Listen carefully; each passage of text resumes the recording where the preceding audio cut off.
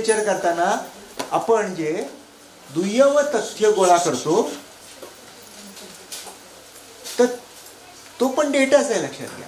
म्हणजे रिव्ह्यूसाठी आपण गोळा केलेलं लिटरेचर हा सुद्धा डेटाच आहे. आता सरांनी जे सांगितलं ना, तर ते सामाजिक दृष्टिकोनातून जर बघितलं त्याच्यातून तुम्हाला कुठला एक असा गाभा दिसतोय, कुठला एक विषय असा हायलाइट सांगता येईल असा एक प्रयत्न करा.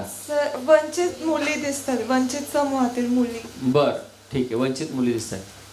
ठीक. आता थोडं आपण हा विषय चालूच आहे, त्याच्या पुढचा एक माझा प्रश्न असा आहे, वेळ कमी आपल्याकडे त्याच्यामुळे. हां,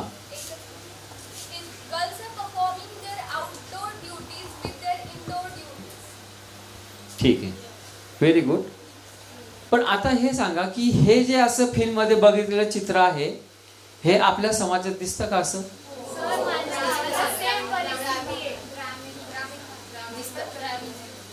दिसतं? तुमच्या आयुष्यात दिसतं?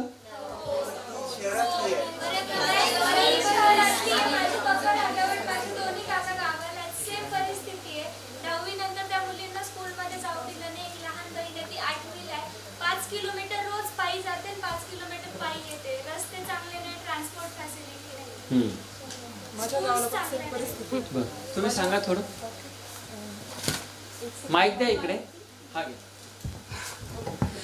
माझ्या गावाला पण सेम परिस्थिती आहे आणि जसं म्हणजे त्या मुली दाखवत होत्या तर असं माझ्या बऱ्याच चुलत बहिणी आहे आणि सख्या काकांच्या पण 2 मुली आहे. तर एक किस्सा झालेला.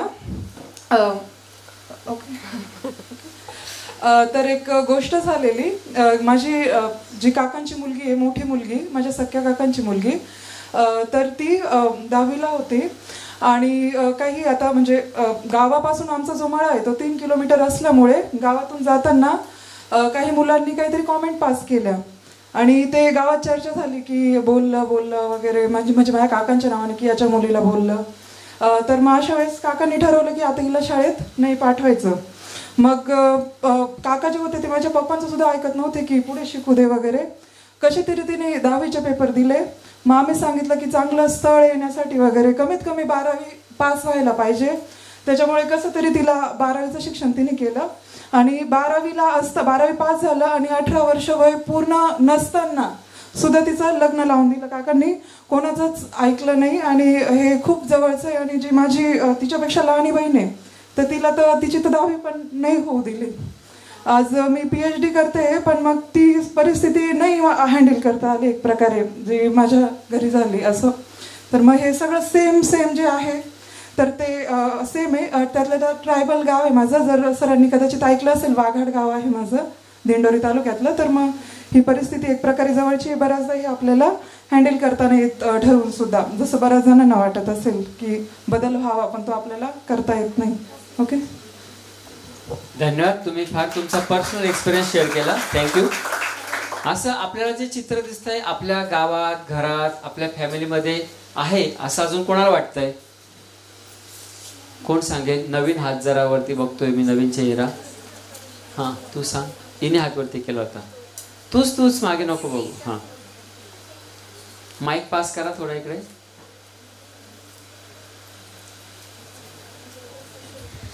सर, मला फॅमिलीबद्दल तर एवढं एक्सपिरियन्स नाही आला, बट मामाच्या गावाला जेव्हा मी गेलेली तेव्हा माझी जी एक फ्रेंड होती, म्हणजे गावामध्ये जसं आपण नॉर्मल जातो तेव्हा खेळतो वगैरे सोबत, तर तिचे 12th सायन्स झालेलं होतं आणि तिला चांगले पर्सेंट होते, म्हणजे 75% म्हणजे खूप चांगले सायन्समध्ये.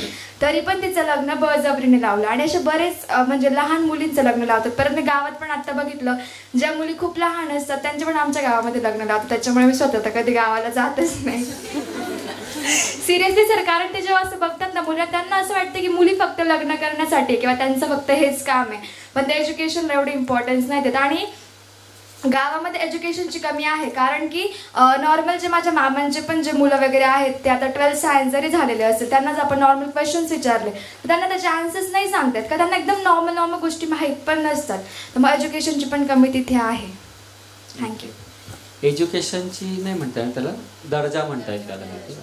सर, दर्जा म्हणजे असं नाही, तिथले टीचर्स पण जे आहेत ना बहुतेक ते त्यांना तेवढं प्रॉपर शिकवत नाही. जसं आपण आपल्या स्कूल्समध्ये बघतो जेवढं आपल्या इंटरॅक्शन्स असतात किंवा टीचर्स आपल्याला एकदम प्रॉपर शिकवतात, तिथे जसं की टीचर्स कधी शिकवणार नाही वगैरे ह्या गोष्टी थोडा फरक पडतो.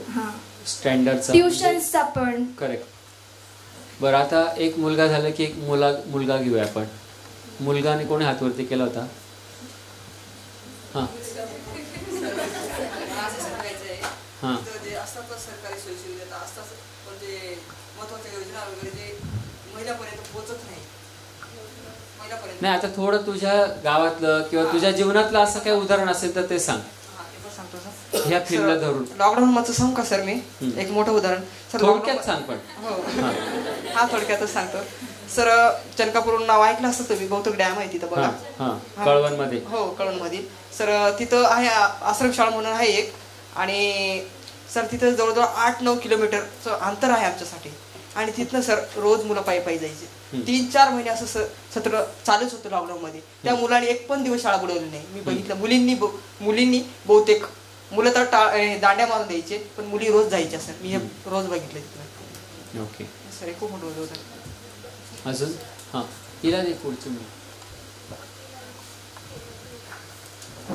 सर, माझी मम्मी टीचर आहे, तर ती ना अंबुपाड्यामध्ये ते सुरगाणा आहे ना तिकडे, अंबुपाडा तिथे गाव आहे. तर तिथे जेव्हा ना भाताची लावणी असते, ते हे करताना लागणी तर ना तेव्हा ना खूप सारे स्टुडंट्स, ऑलमोस्ट सगळे स्टुडंट्स येतच नाही. त्याच्यामुळे काय होतं, त्यांचं जे जो तो टाईम पिरियड असतो ना, 1 मंथ किंवा 15 दिवस, तो बुडले जातो आणि मग शिक्षणात हे पडतं, गॅप पडतो, किंवा तेवढं त्यांना कव्हरअप करता नाही येत. म्हणजे एज्युकेशनचा लॉस होतो तिथे. कोणी मुलगा आहे का? मुलांना बोलायचंय कोणाला?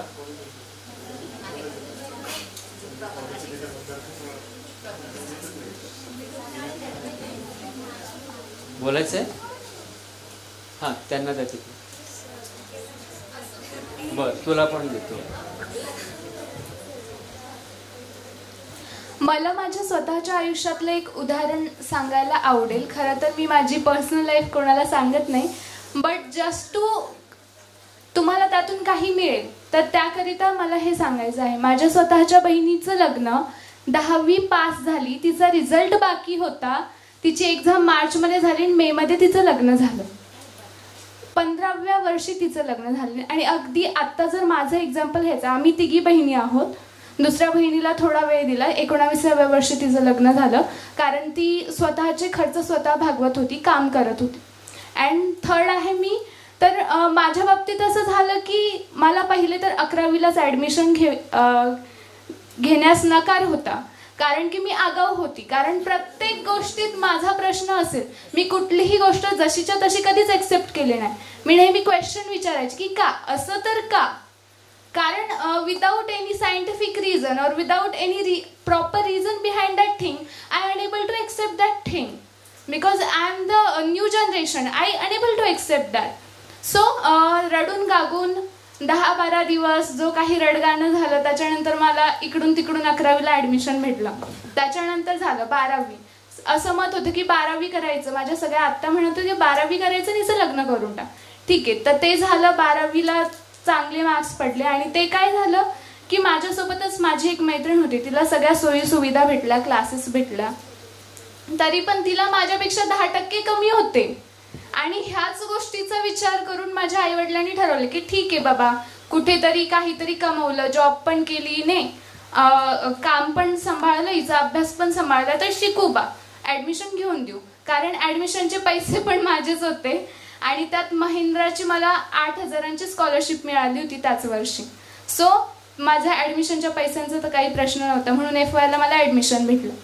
मग FYला ॲडमिशन घेतल्यानंतर थोडी कुठे गाडी रुळावर यायला लागली. मी NCCमध्ये पार्टिसिपेशन केलं, कारण पहिल्यापासून युनिफॉर्मबद्दल अफेक्शन होतं की करायचं तर युनिफॉर्म सर्व्हिस, म्हणून तिकडे गेली. तिथून मला थोडंफार स्पेस मिळाली स्वतःला एक्सप्रेस करण्याची. त्याच्यानंतर झालं असं की लॉकडाऊन झालं, कोरोना आला, घराची आर्थिक परिस्थिती अत्यंत हालाखीची, त्यात वडील आजारी पडले, कमवणारे ते एकटेच. आमचं आता सध्या 4 जणांचं कुटुंब आहे, कमवणारे ते एकटेच, ते आजारी पडले आणि ते असे काही डिप्रेशनमध्ये गेले. त्यांनी काही गोष्टींचा खूप विचार केला. आमच्या जवळचे काही रिलेटिव्ज एक्सपायर झाले, तर त्या गोष्टींचा विचार केला. त्याचा त्यांच्या मनावर थोडा वाईट परिणाम झाला. त्यामुळे 2 वर्ष ते घरात बसून होते. मग त्यांचा आजारपणाचा खर्च प्लस आमचा खर्च, येणं जाणं, net pack, mobile, lectures etcetera etcetera. तर मग याच्यानंतर झालं असं की सगळे नातेवाईक प्रेशराईज करायला लागले की आता हिचं लग्न करून टाका, कारण कोरोना आहे, कमी खर्चात होत आहे आणि तशी तुझी मुलगी थोडी हुशार आहे, चांगली शिकलेली आहे आणि समाजात पण तिची चांगली प्रतिष्ठा आहे, तर चांगलं स्थळ मिळेल असं. मग खर्च वाचवण्यासाठी तर मग नातेवाईक म्हणायला लागले की आम्ही इतके देऊ, आम्ही इतके देऊ, असं करून सगळ्यांनी मिळून खर्च करून घेऊ. तर मग पूर्ण जेवढे रिलेटिव्ह होते तेवढ्या सगळ्यांनी माझ्यावर फोर्स केला. अगदी मला कोणीच, आई व्यतिरिक्त कोणीच सपोर्ट केला नाही. बाकी सगळ्यांचं हे मत होतं की माझं लग्न लावून दिलं जावं. अगदी माझे असे काका की ज्यांची स्वतःची आर्थिक परिस्थिती चांगली आहे, ज्यांच्या मुलीचं लग्न 24व्या वर्षानंतर, तिचं MSc कंप्लीट झाल्यानंतर झालं, ते माझ्या घरी सुचवत आहे की तुझी मुलगी 18 वर्षाची आता पुढच्या वर्षी कंप्लीट होईल तर तू तिचं लग्न लावून दे. म्हणजे अशा प्रकारचं डिस्क्रिमिनेशन. तर मग मी एकटीने आता त्यावेळेस मी थोडी तटस्थ राहिली की नाही करायचं मला लग्न. मग त्यामुळे आज आमच्या फॅमिलीमध्ये मी अशी दुसरी मुलगी आहे की जी ॲटलिस्ट ग्रॅज्युएशन कंप्लीट करू शकली आहे. अदरवाईज आमच्या फॅमिलीमध्ये कोणीच असं नाही की ज्याचं एज्युकेशन आजपर्यंत कंप्लीट झालं.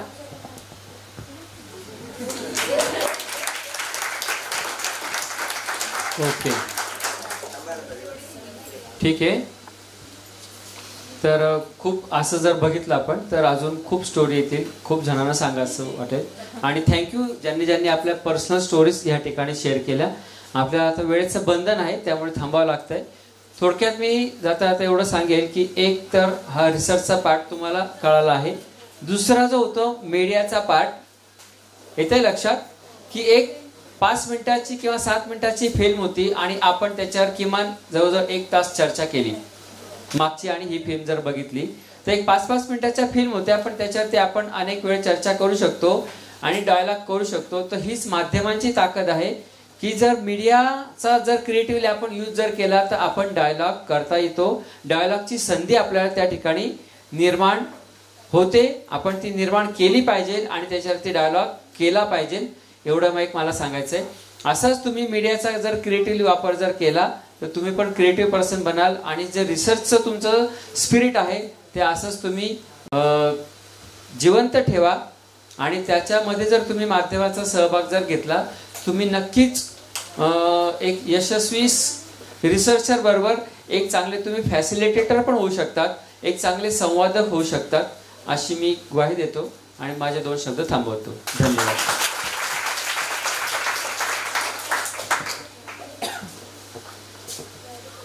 अविनाश नेवेंचे आपण आभार मानूया. खूप चांगलं प्रेझेंटेशन दिलं तुम्ही, व्हिडिओज दाखवले आणि एक छान वातावरण तयार केलं. 18 तारखेला आम्ही शोधिनी प्रकल्पावर सापगाव आणि शिवणगावला व्हिजिट करायला जाणार आहोत. तर त्याची एक बॅकग्राऊंड छान तयार झाली. माध्यमं काय करू शकतात आणि माध्यमं वंचितांसाठीची माध्यमं तयार करणारी संस्था काय करू शकते, हे दोन्ही यातनं दिसलं. या संबंध अभिव्यक्तीच्या प्रवासामध्ये की अनेक प्रकारच्या कामापैकी एक कामाचा उलगडा हा विद्यार्थ्यांना होईल, या पद्धतीचं हे प्रेझेंटेशन होतं. बाकीच्या सगळ्या कामांची लगेच आपल्याला ओळख होईल असं नाही आहे. त्यासाठी तुम्ही कधीही अभिव्यक्तीमध्ये जाऊ शकता. अविनाश नेवे तुम्हाला मार्गदर्शन करतील. त्यांचं काम कसं चालतं, कसे प्रकल्प आहेत, त्या प्रकल्पांमध्ये काही वेळेला नवीन प्रोजेक्ट आले की नोकरीची संधी पण निर्माण होऊ शकते. तुम्ही कधीतरी संशोधनामध्ये एक टप्पा गाठल्यानंतर तिथं जॉईन पण होऊ शकता. ओके, बरं. आता यातनं मला पुढच्या मुद्द्यावर यायचं आहे की या सगळ्यातून आपण काय शिकलो, काय आपण प्रत्येक वेळी असं करतो ना ॲनालिसिस, की यातनं काय मला मिळालं. यातनं मला वाटतं की 3-4 मुद्दे महत्त्वाचे आहेत. एक म्हणजे की आपण जो शोधिनी प्रकल्प अभ्यासायला जाणार आहोत आणि तिथं जाऊन आपण पण डेटा गोळा करणार आहोत, तर त्याची एक पार्श्वभूमी यातून तयार झाली. हा शोधिनी प्रकल्प, त्या मुली एकमेकांशी बोलत होत्या, तर जो ॲनिमेशन फिल्म होती ती शोधिनी प्रकल्पावरचीच होती. आणि याच प्रकारचं संशोधन शोधिनींनी केलेलं आहे.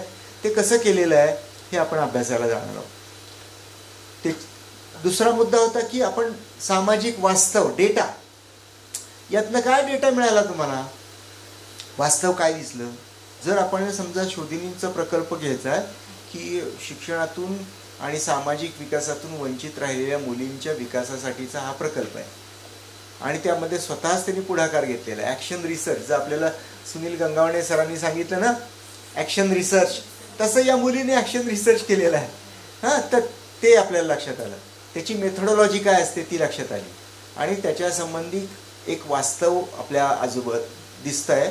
त्या वास्तवाशी तुम्ही सगळ्यांनी रिफ्लेक्सिव्ह पद्धतीने आपापलं वास्तव जोडलं त्याला, हो ना. तुम्ही सगळ्यांनी तुमच्या स्टोरीज सांगितल्या, तुम्ही काय केलं की त्या एका वास्तवाला तुमचं वास्तव जोडलं आणि त्या वास्तवाच्या आजूबाजूचा कॉन्टेक्स्ट पाहिला. तो कॉन्टेक्स्ट कसा आहे? तो कॉन्टेक्स्ट शहरी आहे का, तो पाश्चात्य आहे का, कसा आहे तो? ग्रामीण आहे. ग्रामीण आहे म्हणजे वास्तवाच्या मागे काय असतं? कॉन्टेक्स्ट, संदर्भ असतो. त्या संदर्भाला अनेक सामाजिक, आर्थिक, राजकीय, धार्मिक, पारंपरिक अनेक आयाम असतात. त्या आयामांचं भान संशोधक म्हणून आपल्याला असलं पाहिजे. हे असं का झालं, कशाचं कारण काय आहे, कशाचा परिणाम काय आहे, याचा एक अनालिसिस तुमच्या डोक्यात सुरू पाहिजे संशोधक म्हणून. आणि मग एक वास्तव तुम्हाला लक्षात आले, त्या वास्तवाच्या संदर्भात तुम्ही आणखीन सखोल माहिती गोळा करताय, तोच आपला डेटा आहे आणि अशा डेटावर आपण प्रक्रिया करून निष्कर्षांपर्यंत जाणार आहोत. ठीक आहे. 2 मुद्दे माझे जर ॲड करायचे होते. मी जास्त वेळ घेणार नाही. इथे हा जो प्रश्न एक जो होता, म्हणजे मला जे सांगायचं होतं की ह्या फिल्ममध्ये तुम्ही जे बघितलं आणि तुम्हाला तेच तुम्ही घेऊन जाल असं फक्त नको व्हायला. तर ही जर फिल्म नीट जर बघितली ना तुम्ही, तर खूप याच्यामध्ये बदल कसा झालेला आहे किंवा बदल कसा होत आहे ना, हे आम्ही या ठिकाणी दाखवण्याचा प्रयत्न केला आहे. म्हणजे आमचे जे कॅमेरामॅन आणि आमची जी टीम आहे याच्यामध्ये. तर ते जे एक सिम्बॉल होतं, त्या ज्या मुली येत आहेत, एकीच्या हातामध्ये हंडा होता, लाकडाची मोळी होती, विडा होता आणि एक पाटी होती. बरोबर आहे. हे सीन सगळं तुम्ही आठवा. आणि ह्या सगळ्या मुली गावातून येत आहेत आणि त्या एका खोलीमध्ये जात आहेत. तर ते काय होतं? वाचनालय. तर तो एक आपला मुद्दा बोलायचा राहून गेला की असं शोधिनींचं एक वाचनालय आम्ही या प्रत्येक गावामध्ये सुरू केलेलं आहे. जसं जर आपण बघितलं ते गावामध्ये मुलांना बोलण्यासाठी एक संधी असते, चौकी असते की नाही, चौक असतो, किंवा मुलांना एक ते प्रिव्हिलेज असतं की मुलं मुक्तपणे फिरू शकतात, कोपऱ्या कोपऱ्यावर कॉर्नरला जाऊन गप्पा मारू शकतात, चकाटा पिटू शकतात. कट्टा असतो एक किंवा पानटपरी असते. अनेक ठिकाणं गावातल्या मुलांना किंवा शहरामध्ये पण अशी ठिकाणं असतात, पण मुलींना तशी जागा नाही. म्हणून अभियुक्तीने हा एक प्रयत्न केला आहे की मुलींना एकत्र येण्याची, एकमेकांचं मन मोकळं करण्याची, शिकण्याची ही सगळी संधी कुठे मिळेल, जागा कुठे असेल, तर ती शोधिनी वाचनालयामध्ये. मग ते जर तुम्ही बघितलं, त्या वाचनालयामध्ये कोळशाने लिहिलं नाव होतं ना ते शोधिनी वाचनालय. तर ह्या मुली सगळ्या त्यांचं कामं करून ते जर बघितलं तुम्ही सिम्बॉल, तर ते त्यांनी बाहेर ठेवलंय आणि मग त्या आतमध्ये गेलेल्या आहेत. हा इथे चेंज आहे. म्हणजे ते काम नाकारत नाहीये, पण ते काम सांभाळून त्यांनी तिकडे वेळ दिलेला आहे, येते लक्षात. आणि मध्ये जाऊन मग ते काय करतायत, कोणी पुस्तक वाचतायत, कोणी कम्प्युटरवर आहे, किंवा कोणी, आणि तिथे आम्ही काही पुस्तकं ठेवली आहेत, अभ्यासाची ठेवली आहे, गोष्टीची ठेवली आहेत, किंवा काही मीडिया क्रिएशन आहे तिथे. तर ते अनेक गोष्टी आहेत. पण सांगायचं काय की हा एक बदल कसा होतोय, परिवर्तन कसं होतोय, हा त्या ठिकाणी दाखवण्याचा प्रयत्न केलाय. ते एक रिसर्च म्हणून आपला तसा एक बघण्याचा दृष्टिकोन पण आपला एक विकसित झाला पाहिजे, ही एक गोष्ट. आणि अजून एक मुद्दा जो होता की ही जी परिस्थिती आहे ही अजूनही संपलेली नाही. ही जरी आपण या फिल्ममध्ये बघितली, पण अजून जर आपण 10 जणांना या ठिकाणी, समजा 50 विद्यार्थी आहे, किमान 2-4 जणांनी व्यक्त केलं त्यांचं मन, अजून जर आपण जर ही जागा जर करून दिली मोकळं व्हायला, तर अजून किमान 10 जण त्याच्यात नक्कीच व्यक्त करतील असं मला खात्री वाटते. पण ही परिस्थिती अजूनही संपली नाही. मग ही परिस्थिती जर बदलायची असेल तर व्हॉट वी कॅन डू, मग आम्हाला काय करावं लागेल. तर इथे प्रश्न संपत नाही, तर माझा प्रश्न इथे सुरू होतोय. याच्यावर उत्तर लगेच नका देऊ, पण तुमच्या मनामध्ये हा प्रश्न जागृत ठेवा आणि त्याच्या दृष्टिकोनातून तुमची पुढची ऍक्शन असायला पाहिजे, एवढंच माझं सांगणं. थँक्यू. हां, तुमच्या प्रश्नाचं उत्तर म्हणून एक सिच्युएशन सांगते. माझ्या पप्पांचे 3 काका आहेत. 2 काका शिकलेले नाही, माझे पप्पा इंजिनियर आहे. त्यांनी घरच्यांशी मांडून शहरी भागात आले, स्वतः कमवलं, स्वतः शिकले आणि ते आज इंजिनियर आहे. आणि म्हणजे एज्युकेशनचा इतका परिणाम होतो की माझ्या पप्पांचे विचार इतके प्रोग्रेसिव्ह आहे ना. मी आणि माझा भाऊ एक वेळ माझ्या भावाला कमी करतील, पण मला करणार नाही. मला कधीच म्हणणार नाही तू रात्रीचं बाहेर जाऊ नको, हे घालू नको, किंवा याच्याशी बोलू नको, त्याच्याशी बोलू नको. कधीच रेस्ट्रिक्शन नाही. आणि जे काका आहेत माझे, त्यांचे इतके नॅरो माइंडेड विचार आहे. माझ्या बरोबरच्या मुली आहेत, त्या ट्विन्स आहेत माझ्या काकांना, दोघींचे लग्न झालेत आता माझ्या बरोबरच्या तरी. पण नाही, याच्यात पप्पा सुद्धा काही बोलू नाही शकत. ते म्हणतात आमच्या मुली आम्ही काही करू. असं म्हणजे एज्युकेशनचा परिणाम होतो की माणसाचे विचार प्रोग्रेसिव्ह होतात. ही बदलाची सुरुवात आहे. तर जिथे जिथे कुठे हा बदल जर आवश्यक असेल तर तिथे आपण एक रिसर्चर म्हणून बदल घडण्यासाठी सुद्धा आपलं योगदान नक्कीच पुढचं असलं पाहिजे. तरच आपण एक चांगल्या नवीन समाजाची निर्मिती करू शकतो. थँक्यू.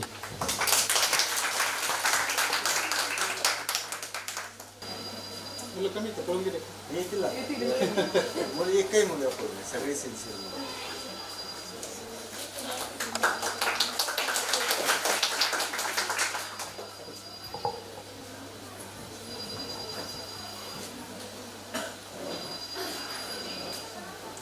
सर्वांना नमस्कार.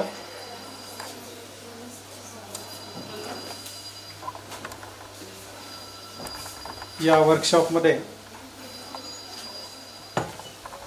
लिंगभावावर आणि वेगवेगळ्या स्त्रियांच्या प्रश्नांवर आत्तापर्यंत विविध विचारवंतांनी आपले बहुमोल असं मार्गदर्शन केलेलं आहे. आज आपण महिलांच्या संदर्भात किंवा स्त्रियांच्या संदर्भामध्ये वेगवेगळ्या प्रकारच्या ज्या काही प्रॉपर्टीज असतात त्यामध्ये जमीन मालकीसारख्या अतिमहत्त्वाच्या, आणि जमीन म्हणजे सोनं, म्हणजे सोन्यासारखे भाव आहे जमिनीला. आणि त्यामुळे अशा संपत्तीच्या बाबतीमध्ये विषमता महिला मुलींच्या बाबतीमध्ये कशा प्रकारची आहे, आपण तत्पूर्वी हा विषय समजून घेण्यापूर्वी आपण थोडंसं इतिहासामध्ये थोडंसं डोकावून बघणार आहोत किंवा मागे वळून पाहावं लागेल. त्याला आपण सिंहावलोकन असं म्हणतो. कारण तुम्ही बघा, जंगलामध्ये सुद्धा सिंह जेव्हा चालतो, आपण प्रत्यक्ष बघितला नसेल पण नॅशनल जिओग्राफी किंवा चॅनलवर तरी बघितलं असेल, तो चालतो आणि परत मागे बघतो, बरोबर की नाही? म्हणजे थोडंसं मागे पण डोकावतो. अनेक प्रकारच्या ज्या काही गोष्टी आहेत त्या आपण जाणीवपूर्वक अभ्यासाव्या लागतात. स्त्रियांची स्थिती, स्त्रियांचा दर्जा हा बघण्यापूर्वी आपल्याला असं म्हणता येईल की ऐतिहासिक कालखंडाचा थोडासा विचार करावा लागेल. स्त्रियांच्या संदर्भामध्ये, स्त्रियांच्या प्रश्नांच्या संदर्भामध्ये स्त्रीवादी विचारवंतांनी, त्याचबरोबर वेगवेगळ्या अभ्यासकांनी, त्यामध्ये सिमॉन दी बुआर असेल, बेटी फ्रीडम असेल, केट मिलियन असेल, किंवा यासारख्या असंख्य पाश्चात्य स्त्रिया असतील, भारतातल्याही अनेक महिला संशोधक असतील, विचारवंत असतील, त्यामध्ये बीना अग्रवाल सारख्या आघाडीच्या संशोधिका असतील, त्यानंतर नित्या राव सारख्या महिला असतील की ज्या संशोधन त्यांनी फील्डवर्क केलं, अनेक वर्ष त्या लोकांमध्ये राहिल्या आणि इथनोमेथोडॉलॉजी ह्या पद्धतीद्वारे त्यांनी संशोधन केलं. अशा असंख्य अभ्यासक असतील. जगभरामध्ये स्त्रियांची स्थिती काय आहे ती आपण बघणारच आहोत. तत्पूर्वी आपल्याला असं म्हणता येईल की अनेक विचारवंतांनी आतापर्यंत तुम्हाला सांगितलं असेल की लिंगभाव हा आजच निर्माण झाला असं नाही, किंवा तो आता सध्याची परिस्थिती काय आहे, पूर्वीची काय होती, की स्त्री पुरुष समानता होती. सिमॉन दी बुआर असं म्हणतात की गृहिणीचा उल्लेख त्यांनी कसा केला आहे की मधमाशाचं पोळं तुम्ही बघितलं असेल, मधमाशांच्या पोळ्यामध्ये असणारी राणीमाशी असा त्यांचा गृहिणीचा उल्लेख केलेला आहे. एका बाजूला घराची सर्व जबाबदारी त्या गृहिणीवर टाकून दिली जाते, सर्व जबाबदारी तर ती पार पाडतेच, पण तिला राणीचा दर्जा जरी दिला असेल तर तिला भरपूर काम असतं. लक्षात आलं? सिमॉन दी बुआर नावाच्या एक जगविख्यात अशा प्रकारच्या स्त्री अभ्यासक आहे. त्यांनी त्यांच्या पुस्तकामध्ये असं म्हटलं की एक राणीमाशी म्हणजे तुम्हाला माहिती असेल की मधमाशाच्या पोळ्यामध्ये एक महत्त्वाची माशी असते, तिला राणीमाशी म्हणतो आपण, आणि ती जसं संपूर्ण कुटुंब सांभाळते, सर्व जबाबदारी पार पाडते, तशा प्रकारे महिलेला आपण एक प्रकारे उपमा देतो, पण प्रत्यक्ष परिस्थिती वेगळ्याच प्रकारची असते.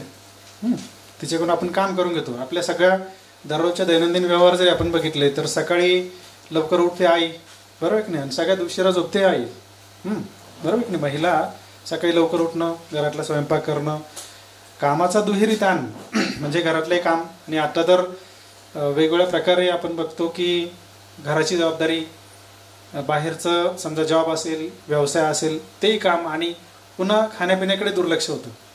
आम्ही NSS कॅम्प मी अनेक वर्ष काम केलेलं आहे. 8 वर्ष NSS मध्ये सहाय्यक प्रोग्राम ऑफिसर होतो. 4-5 वर्ष मी विद्यार्थी कल्याण अधिकारी होतो. आणि जेव्हा आम्ही कॅम्पमध्ये दरवर्षी रक्तदान शिबिर घ्यायचो आणि त्याच्यामध्ये हिमोग्लोबिन चेकिंग करायचो, आपलं मायक्रोबायोलॉजी डिपार्टमेंट आहे इथं, तर त्याद्वारे मुलींचं रक्तदान एखाद्या मुलीचं व्हायचं, कारण त्यांचं HB कमी असायचं. ही मुलींमध्येच नाही तर ग्रामीण भागातल्या महिलांमध्ये अशा प्रकारचं कुपोषण, काम भरपूर आणि पोषण मूल्य नाही, अशी परिस्थिती जी आहे ती सध्याच्या परिस्थितीमध्ये आहे. मागे जर आपण इतिहासामध्ये डोकवलं तर आपल्याला असं म्हणता येईल, सत्ता, अधिकार, पैसा, संपत्तीचे अनेक प्रकार, यामध्ये स्त्रियांचं दुय्यमत्व कशा प्रकारचं आहे त्याच्याकडे आपण थोडंसं लक्ष घालणार आहोत. कारण आपला मेन फोकस जो आहे तो महिलांच्या जमीन मालकी किंवा gender and land ownership, women land ownership किंवा महिलांची जमीन मालकी, अशा प्रकारचं स्वरूप कसं निर्माण झालेलं आहे, सध्याचे चित्र काय आहे, मागील कालखंडामध्ये काय होतं, कोणी प्रयत्न केले, या संदर्भामध्ये माझं सरांनी आत्ताच ओळख करून दिली की संशोधन त्याच्यावर चालू आहे. अनेक वर्ष त्याच्यामध्ये रात्रंदिवस जागरण किंवा माझ्या परीने मी त्याला न्याय देण्याचा प्रयत्न केलेला आहे माझ्या संशोधनाला. आणि एक आविष्कारला 2017ला एक प्रोजेक्ट आम्ही सरांनी विषय सुचवला आणि माडसांगवी गावाचं एक सर्वे जो आहे, पायलट सर्वे जो आहे, तो सरांनी सांगितला आणि त्या पद्धतीने एक रविवारी आम्ही गेलो आणि तो सर्वे केला जमीन मालकीचा. आणि तेव्हापासून आम्हाला थोडंसं या विषयामध्ये आवड वाटली आणि तो विषय पुढे PhDला सुद्धा पुढे सुरू झाला. महत्त्वाचा मुद्दा सांगायचा असा की सध्याची परिस्थिती मालमत्तेच्या संदर्भामध्ये बघताना जमिनीकडं जागतिकीकरण, उदारीकरण, खाजगीकरण ही जी प्रक्रिया 90 नंतरची आणि त्याच्यानंतरची प्रक्रिया ही जर बघितली तर भयावह परिस्थिती आहे. ती कशी आहे ते आपण एक एक मुद्दा उलगडून बघणार आहोतच. त्याचे वेगवेगळे पदर आहे, वेगवेगळे डायमेन्शन त्याच्यामध्ये आहेत. हे डायमेन्शन आपण बघणार आहोत. त्यामध्ये पॅट्रिआर्की असेल किंवा इतरही अनेक मुद्दे आहेत. तर त्या मुद्द्यांचा विचार आपण कमी कालावधीमध्ये घेणार आहोत. आपल्याला विषय आहे तो म्हणजे जमीन मालकी. तर जमीन मालकीच्या संदर्भामध्ये जाण्यापूर्वी स्त्रियांकडे सुद्धा संपत्ती आहे, प्रत्येक स्त्रीकडे आहे. आणि विवाहाच्या प्रसंगी स्त्रियांना स्त्रीधन दिलं जातं, म्हणजेच काय, मंगळसूत्राच्या रूपाने, बरोबर. स्त्रीधन म्हणजे काय, विवाहाच्या प्रसंगी तिला मिळालेली भेटवस्तू, मग ते मंगळसूत्र असेल, अंगठी असेल, अजून काय असेल, जशी आर्थिक परिस्थिती असेल त्यानुसार. आणि ते स्त्रीधन शेवटपर्यंत तिनं जपून ठेवावं अशी अपेक्षा असते. त्याच्यामध्ये कधी कधी वाढ होते, कधी कधी ते मंगळसूत्र सुद्धा गहाण ठेवलं जातं, विकलं जातं, काय ती अनेक परिस्थिती, जशी परिस्थिती असेल तशी. आणि स्त्रीधन हे नावापुरतं आहे. जेव्हा आम्ही फील्डवर गेलो त्या फील्डवर बघताना काही स्त्रियांच्या गळ्यामध्ये फक्त काळी पोत होती. मग सहज माझी मिसेस सुद्धा बरोबर होती. मग असा सहज विषय निघाला, तर मग मंगळसूत्र काय, तर म्हणे बँकेमध्ये ठेवलं. कशासाठी, कर्ज काढण्यासाठी. शेती व्यवसायासाठी कर्ज काढावं लागतं, मला माहिती आहे. बँकेचं सोनं तारण ठेवून मग कर्ज काढलं जातं. तर अशा पद्धतीने सोनं असून सुद्धा घालता येत नाही, कारण आर्थिक परिस्थिती नसेल तर ते त्याचा उपयोग कशासाठी होतो, फायनान्स मिळवण्यासाठी, कर्ज मिळवण्यासाठी. म्हणजे ते स्त्रीधन सुद्धा तिच्याजवळ बऱ्याच जण असतं. आणि कधी कधी तर आता ओरिजिनल सोनं घालणं सुद्धा अवघड आहे. आपण वर्तमानपत्रात बातम्या वाचतो, कारण सोनसाखळी चोरांचा मोठा धुमाकूळ सुरू असतो. त्यामुळे आता नकली दागिने सुद्धा महिला परिधान करतात. तर मला एवढं सांगायचं की स्त्रियांच्या विवाहप्रसंगी अशा प्रकारची पद्धती होती. सालंकृत विवाह करणं किंवा दागदागिने देणे ही प्रथा अगदी पूर्वीपासून होती. कन्यादान त्याला आपण म्हणतो. तर त्या कन्येबरोबर दिलेलं दान तर तिचं श्रीधन आयुष्यभर तिच्याबरोबर असतं. इथपर्यंत आपण आलो. आता हे फक्त पैसा आणि ह्या स्वरूपामध्ये आहे का तर नाही. अगदी श्रीमंत कुटुंबामध्ये आपण जर बघितलं राजे राजवाड्यांच्या कालखंडामध्ये आपण मागे जर डोकवलं तर काही प्रॉपर्टीज त्या जावयाला दान केलं जायचं. म्हणजे एखादं राज्य दान केलं जायचं, एखादं गाव देऊन टाकलं जायचं की एवढी जमीन तुमची. आलं लक्षात. तर अशा मुलीबरोबर दान करण्याची पद्धती होती. गुजरातमधलं एक संशोधन माझ्या वाचनामध्ये आलं तर शबद बानो नावाच्या एका संशोधकाने संशोधन केलं आणि तिच्या असं लक्षात आलं की सुरतच्या परिसरामध्ये अशाच प्रकारचं मुलीबरोबर काही मुस्लिम कुटुंबाने त्या मुलीला दान केलं आणि तिच्या नावावर प्रॉपर्टी आढळून आली. म्हणजे एकदम जुना कालखंड की जो अकबर बादशाहच्या कालखंडामध्ये अशा प्रकारे पद्धती होती. म्हणजे ती श्रीमंत कुटुंबामध्ये सर्वसामान्यामध्ये नव्हती. त्याला महर असा शब्दप्रयोग वापरला. महर म्हणजे हुंडाच. आणि तो हुंडा कधी कधी असा प्रॉपर्टीच्या स्वरूपामध्ये पण दिलेला असतो. आता एक नाशिकच्या संदर्भामध्ये मोडी लिपीमध्ये एक डॉक्युमेंट आमच्या वाचनामध्ये आलं.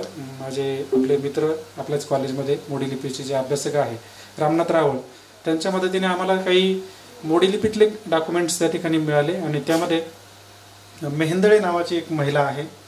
तर तिला अशा प्रकारचं दान दिलेलं होतं. कुठं की मोहाडी म्हणून गाव आहे तुम्हाला माहीत असेल. त्या मोहाडीमध्येच त्या श्रीकृष्ण मंदिराच्या परिसरामध्ये जमीन होती आणि ती जमीन त्या मेहेंदळे नावाच्या महिलेच्या नावावर आढळून आली. त्याला नाशिक परगणा असं म्हणतात किंवा नाशिक जिल्हा नव्हता तेव्हा, नाशिक परगणा म्हणायचे. आणि त्या महिलेचं वय त्यावेळेस 16 वर्ष होतं. बरोबर. विवाह झालेला होता. पण तिला ती प्रॉपर्टी का देण्यात आली. ती ब्रिटिशांच्या पदरी तिचे पती सर्व्हिस करत होते आणि ते कुठला तरी गोळीबार झाला आणि त्याच्यात एक्सपायर झाले. मग ब्रिटिशांची एक पद्धती होती त्या कालखंडामध्ये की जसं अनुकंपा तत्व आहे तसं त्या महिलेला तर आता याच्यात नोकरीला नाही घेता येत. मग तिला काय केलं तर तो मोहाडीचा परिसर किंवा आपला नाशिकचा परिसर जो आहे तो त्या ठिकाणी महसूल गोळा करण्याचं त्यांना दिलं. आणि त्यावेळेस मला वाटतं काय ₹1.5 का ₹2 वर्षाला मिळायचे त्या कालखंडाचे. ते ₹1.5 म्हणजे आत्ताचे 1-1.5 कोटीच्या आसपास असेल ती अमाऊंट. म्हणजे किंवा 5-50 लाखाची तरी असेल. मला एवढं सांगायचं की अशा प्रकारचा ऐतिहासिक दस्तऐवजसुद्धा आपण अभ्यासला माझ्या संशोधनामध्ये. मला एवढंच म्हणायचं की फक्त आपण सध्याची परिस्थिती जी आहे तीच फक्त आपण बघणार नाही. मागे काय झालं ते बघणार आहे आणि पुढे पण जाणार आहे. तर फार क्वचित श्रीमंत कुटुंबामध्ये किंवा सरंजाम शहांच्याच घरांमध्ये अशा प्रकारची महिलांच्या नावावर प्रॉपर्टी असल्याचं आपल्याला बघायला मिळतं. माझ्या अभ्यासानुसार कदाचित एखादा भाग माझ्याकडून राहूनही गेला असेल. मी काय असं 100% दावा नाही करणार. पण अशी परिस्थिती आपल्याला बघायला मिळते. मॅडम आपण मला वाटतं नेक्स्ट स्लाइड घेऊया. बघा महात्मा फुले यांनी स्त्रियांच्या संदर्भात केलेलं काम आपल्याला सगळ्यांना माहिती आहे. आणि या संदर्भामध्ये महात्मा फुले म्हणतात की स्त्रिया आणि 4 वर्णांपैकी जो शेवटचा वर्ण होता त्या दोघांची परिस्थिती जवळजवळ समान होती. म्हणजे काय स्त्रियांनाही खूप चांगलं स्थान नव्हतं आणि 4था वर्ण होतं त्यालाही स्थान नव्हतं. महात्मा फुलेंनी तुम्हाला माहिती असेल सत्यशोधक चळवळ मोठ्या प्रमाणामध्ये याच्यावर काम केलेलं आहे. सत्यशोधक समाजाची स्थापना 1875ला त्यांनी केली मुंबई आणि लाहोरला. आणि नंतर त्यांनी केलेलं काम आपल्याला सगळ्यांना माहिती आहे. ते काम मी महात्मा फुलेंवर जास्त बोलणार नाही. परंतु महात्मा फुलेंनी सुद्धा स्त्रियांचा उल्लेख असा केलेला आपल्याला बघायला मिळतो.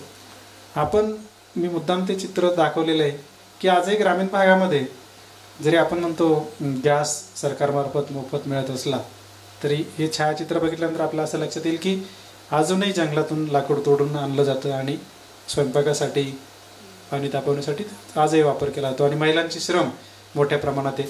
अगदी आपण सर्वेला गेलो किंवा ग्रामीण भागातले विद्यार्थी आदिवासी भागातले विद्यार्थी परिस्थिती काही सांगायची गरज नाही. आणि वंचित घटकामध्ये मोडणारी का तुम्ही बघा सत्ता, अधिकार, पैसा, प्रॉपर्टी, दर्जा किंवा निर्णय प्रक्रिया हे मुद्दे सांगतो. याच्यावर आपल्याला खूप बोलता येण्यासारखं आहे. निर्णय प्रक्रियेमध्ये काय घेतलं होतं, आत्ताच मगाशी चर्चा झाली, मी पण ऐकत होतो की विवाहाच्या बाबतीत सुद्धा तिचा निर्णय तिच्यावर लादला जातो. मी तर म्हणतो अगदी सुशिक्षित कुटुंबामध्ये सुद्धा मातृत्व सुद्धा लादलं जातं. सासूबाई म्हणते पाळणं आलंच पाहिजे का, 1 वर्ष झालं, बरोबर आहे का ना, मला नातू हवा आहे, ते पण पॅट्रिआर्कीच्या चष्म्यातून. मला काय सांगायचं लक्षात आलंय तुम्हाला की मातृत्व स्वीकारायचं की नाकारायचं हा अधिकार नाहीये. स्त्रीवादी जे काही दृष्टिकोन आहे त्यामध्ये ज्या हाल स्त्रीवाद असं म्हणतो की मातृत्व पण नाकारायचं, आणि हे मातृत्व जे आहे ते नाकारायचं म्हणजे पुरुष प्रधानतेला शह द्यायचा असं आपण म्हणतो. म्हणजे थोडक्यात काय, निर्णय प्रक्रिया असेल, अधिकार असेल, दर्जा असेल, सत्ता असेल, या प्रत्येक बाबतीमध्ये स्त्रिया ह्या वंचित राहिल्या. आणि प्रॉपर्टीच्या बाबतीत तर आहेच. त्या कशा आहेत ते आपण हळूहळू पुढे जाऊन त्या ठिकाणी एक एक मुद्दा जो आहे तो आपण त्या ठिकाणी घेणार आहोत. आणि म्हणून अगदी इतिहासामध्ये जरी आपण डोकावलं आणि आता सुद्धा सध्या काही बाबतीमध्ये मालमत्ता किंवा सत्ता किंवा अधिकार ही फायद्यासाठी दिलेली महिलांच्या नावावर. उदाहरणार्थ महिलांना नोकऱ्या करण्याला परमिशन आहे का, पगार येतो, सॅलरी येते, बरोबर आहे. आणि महिलांच्या नावावर सध्या घर, गाड्या अशा प्रकारची संपत्ती आहे. त्याच्यातही फायदा कोणाचा आहे, कर्ज काढून दिला तर हप्ते तिच्या पगारातून जातात, समजलं, आणि प्रॉपर्टी निर्माण होते, समजलं. की इथं सुद्धा पुन्हा स्वार्थ आहे. म्हणजे प्रत्येक ठिकाणी सत्ता अधिकाराच्या बाबतीमध्ये किंवा प्रॉपर्टीचा जरी अधिकार प्रदान केला असला तरी तो त्याच्या मागचा हेतू वेगळा आहे. पण जमीन मालमत्तेच्या बाबतीमध्ये मात्र गंभीर प्रश्न आहे किंवा गंभीर समस्या कशा आहेत त्या आपण त्या ठिकाणी बघणार आहोत. हे बघा, सध्या शेतीचं चित्र आपण बघितलं तर आपल्याला असं लक्षात येईल की शेती जवळजवळ ही स्त्रियांची संख्या जर बघितली, जमीन मालकीच्या बाबतीमध्ये त्यांचं प्रमाण तुलनेने केवळ 12%, म्हणजे काही ठिकाणी 13% असा उल्लेख आहे, पण 12% सरासरी महिलांच्या नावावर जमीन आहे. आणि 73% स्त्रिया शेती करतात. शेती क्षेत्रामध्ये त्यांचं प्रमाण जास्त आहे. म्हणजे शेतीचं स्त्रीकरण झालेलं आहे. आपण बघतो की सकाळी खेड्यामध्ये तुम्ही आजही जाऊन बघा, किंवा काही म्हशी दुग्ध व्यवसाय असेल तर गाईचं दूध काढण्यापासून तर त्यांचं चारा, पाणी, वैरण सगळं. आणि एवढंच नाही तर शेतीमध्ये सकाळी पहाटे उठून घरातला सगळा स्वयंपाक करून, धुणं, भांडी सगळं करून शेतातली कामं त्यांना करावी लागतात. पुरुष मात्र ग्रामीण भागामध्ये आजही गावाच्या कट्ट्यावर दुपार त्यांची तिकडंच जाते. दूध घालायला गेला तो येतच नाही दुपारपर्यंत. जे शेताला पाणी भरायचं काम स्त्रियांनी करायचं, निंदणी, खुरपणी, त्याची काढणी का असेल नसेल, सगळ्या प्रकारची कामं जी आहे ती जवळजवळ 90%, 80-90% जवळजवळ काम हे स्त्रियाच करताना आपल्याला बघायला मिळतं. म्हणजे कामाचं विभाजन जर बघितलं तर हे मोठ्या प्रमाणामध्ये आहे. म्हणजे नावाला ती जमीन मालकी नसते, मालकी तिच्या नावावर नाही, पण जे शेतमजूर असतात महिला त्यांच्याबरोबर ती आत घेणं म्हणतात त्याला, माहिती, निंदणी करणं किंवा कापणी करणं का असेल तर ज्या मजूर महिला असतात त्या मजूर महिलांबरोबर तिलाही काम करावं लागतं. मजूर महिलांना पगार मिळतो. पगार म्हणजे काय, त्याला रोज मिळतो, पण मालकीनीला रोज मिळत नाही. तुमच्या लक्षात आलं असेल की मग तूच मालकीने, फक्त तिला काय वर्षाला 1-2 साड्या किंवा पातळ किंवा कुठं दिवाळीला 500-1000 रुपये देऊन किंवा तेवढ्यामध्येच तिचं भागलं, कारण तू मालकीने. सांगायचा मुद्दा काय की तिला महिलांकडून काम करून घेण्याची जबाबदारी पण तिच्यावर ढकलली जाते. आलं लक्षात मला काय म्हणायचं की फक्त इथं मालकीन नावाला, प्रॉपर्टी तिच्या नावावर नाहीच, आणि म्हणायचं काय मालकीने ना. आलं लक्षात. म्हणजे ज्यावेळेस समजा एखाद्या दिवशी मंगळवार हा बाजार आहे तर बाजारच्या दिवशी इतर महिलांना पैसे दिले जातात, पण हिला मात्र पैसे दिले जात नाही. अगदी प्रत्येक काम ग्रामीण भागामध्ये पुरुष करत नाही असं मी म्हणणार नाही, परंतु जास्तीत जास्त काम हे स्त्रियांकडे असतं. म्हणून त्याला आपण काय म्हणतो की फेमिनायझेशन ऑफ ॲग्रिकल्चर ही कन्सेप्ट जी आहे ती अजून सविस्तर आपल्याला सांगता येईल. Madam next. आता हंगाम तुम्हाला माहिती असेल, पावसाळा, हिवाळा, उन्हाळा. तर हंगामामध्ये भरपूर काम असतं आणि अगदी आदिवासी भागांमध्ये सुद्धा भात लावणी जे प्रकार असतात त्यावेळेस रोज दिला जातो, पण तो पण जेवण खाऊन करून भाकरी वगैरे दिल्या जातात आणि म्हणजे जेवणाचं टिफिन थोडक्यात, आणि त्याच्याबरोबर पैसे पण दिले जातात. हे काम त्यावेळेस इतकं काम असतं की यांच्याकडे काम आहे, यांच्याकडे काम आहे, यांच्याकडे काम आहे, पण प्रत्यक्षामध्ये नंतर मात्र कामच नसतं. मग ते लोक काय करतात, स्थलांतर करतात. समजलं. तर नोकऱ्यांमध्ये सुद्धा किंवा हंगामी काम, आता आपण बघतो की सध्या या जागतिकीकरणानंतरची परिस्थिती काय आली की स्टेबल जे काही जॉब होते ते सुद्धा आता अनस्टेबल झाले. म्हणजे काय की नोकऱ्या सुद्धा अस्थायी स्वरूपाच्या झाल्या. म्हणजे आज जॉब आहे, उद्याचं काही सांगता येत नाही. सरकारी सुद्धा 0 बजेट लागू करते. म्हणजे काय, हजारो पदं आहेत पण ते भरले जात नाही. अगदी शिक्षण क्षेत्रामध्ये सुद्धा 4000 जागा खाली, म्हणजे प्राध्यापकांच्या महाराष्ट्रामध्ये. आलं लक्षात. आणि इतर क्षेत्रात तर भरपूर आहे. अगदी पाटबंधारे विभाग असेल आणि पोलिसांच्या सुद्धा हजारो जागा खाली. सगळ्या क्षेत्रामध्ये जागा आहेत पण भरत नाही. काय होतं की तिजोरीवर मोठा ताण पडतो आणि कमी लोकांमध्ये जास्त काम करायचं. त्यामुळे आणि त्यातले त्यात जॉब कोणाचे जात आहे, महिलांचे. महिलांना सुद्धा हंगामी कामामध्ये ढकललं होतं किंवा त्याला आपण काय म्हणतो की हे कॅज्युअल लेबर म्हणून महिला आपल्याला बघायला मिळते. कारण तिला घराची जबाबदारी आहे, बाहेरची जबाबदारी आहे आणि अशा प्रकारे दुहेरी जबाबदारी सांभाळताना बऱ्याचदा एक अट टाकली जाते नवीन जॉब स्वीकारताना.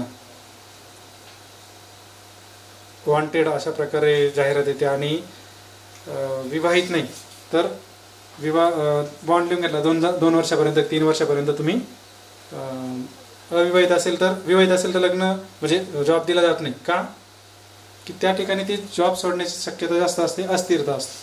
त्यामुळे त्यांच्याकडून बॉन्ड लिहून घेतलं की 2 वर्ष 3 वर्ष आम्ही नोकरी सोडणार नाही. बरोबर की नाही. तर सांगायचा मुद्दा काय, अशा प्रकारे अनेक प्रकारे त्यांचं शोषण होतं. आपण नेक्स्ट स्लाइडकडे जाऊया. हे काय आलं पुढचं काय म्हणतो,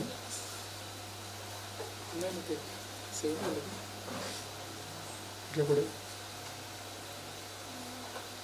ठीक आहे आपण नंतर जाऊया. मागेच घेऊया.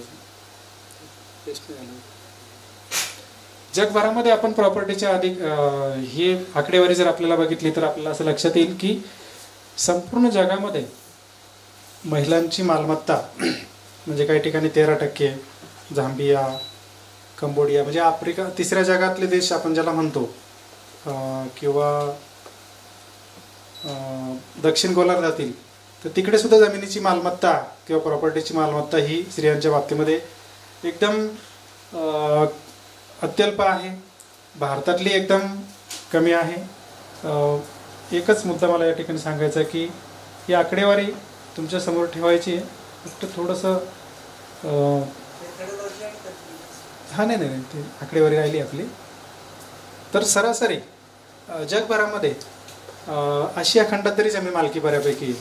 इजिप्तमध्ये 3 मला वाटतं 7% महिलांच्या नावावर जमिनी आहे. श्रीलंकेमध्ये सुद्धा 4 काही टक्केवारी एवढीच लोकसंख्या आपलं जमीन मालकी महिलांच्या नावावर आहे. आणि भारताच्या सरासरी पातळीवर जर बघितलं तर 12% दरम्यान महिलांच्या नावावर जमिनी आहे. नाशिक जिल्हा किंवा आपला महाराष्ट्र बघितला आणि नाशिक जिल्हा जर बघितला तर म्हणजे 15% दरम्यान महिलांच्या नावावर जमिनी आहेत. परंतु या तात्पुरत्या स्वरूपामध्ये महिलांच्या नावावर जमिनी कशा आलेल्या आहेत त्या संदर्भाचं सर्व विवेचन जे आहे ते आपण करणार आहोत. पण एका बाजूला शेताची संपूर्ण जबाबदारी महिलांकडे आणि दुसऱ्या बाजूला मालकी हक्क हे कशा प्रकारे नाकारले जातात. कारण पुरुषसत्ताकता किंवा ग्रामीण भागातला दबाव, त्यानंतर मुलाच्या जन्माला किंवा पुरुषाच्या जन्माला दिलेलं जास्त महत्त्व, ही वेगवेगळी कारणं असतील, रूढी परंपरा असतील.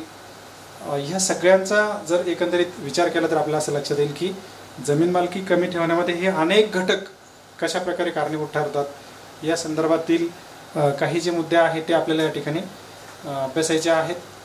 आता ज्यावेळेस जमीन मालकीचे विभाग म्हणजे लग्न ठरवलं जातं, लग्नासाठी अजूनही आता थोडंसं हुंड्याचं प्रकार कमी झाला, पण लग्नासाठी मोठा खर्च करावा लागतो. आजही काही भागामध्ये म्हणजे लग्नाचा खर्च हा मुलींकडेच त्या ठिकाणी सोपवला जातो.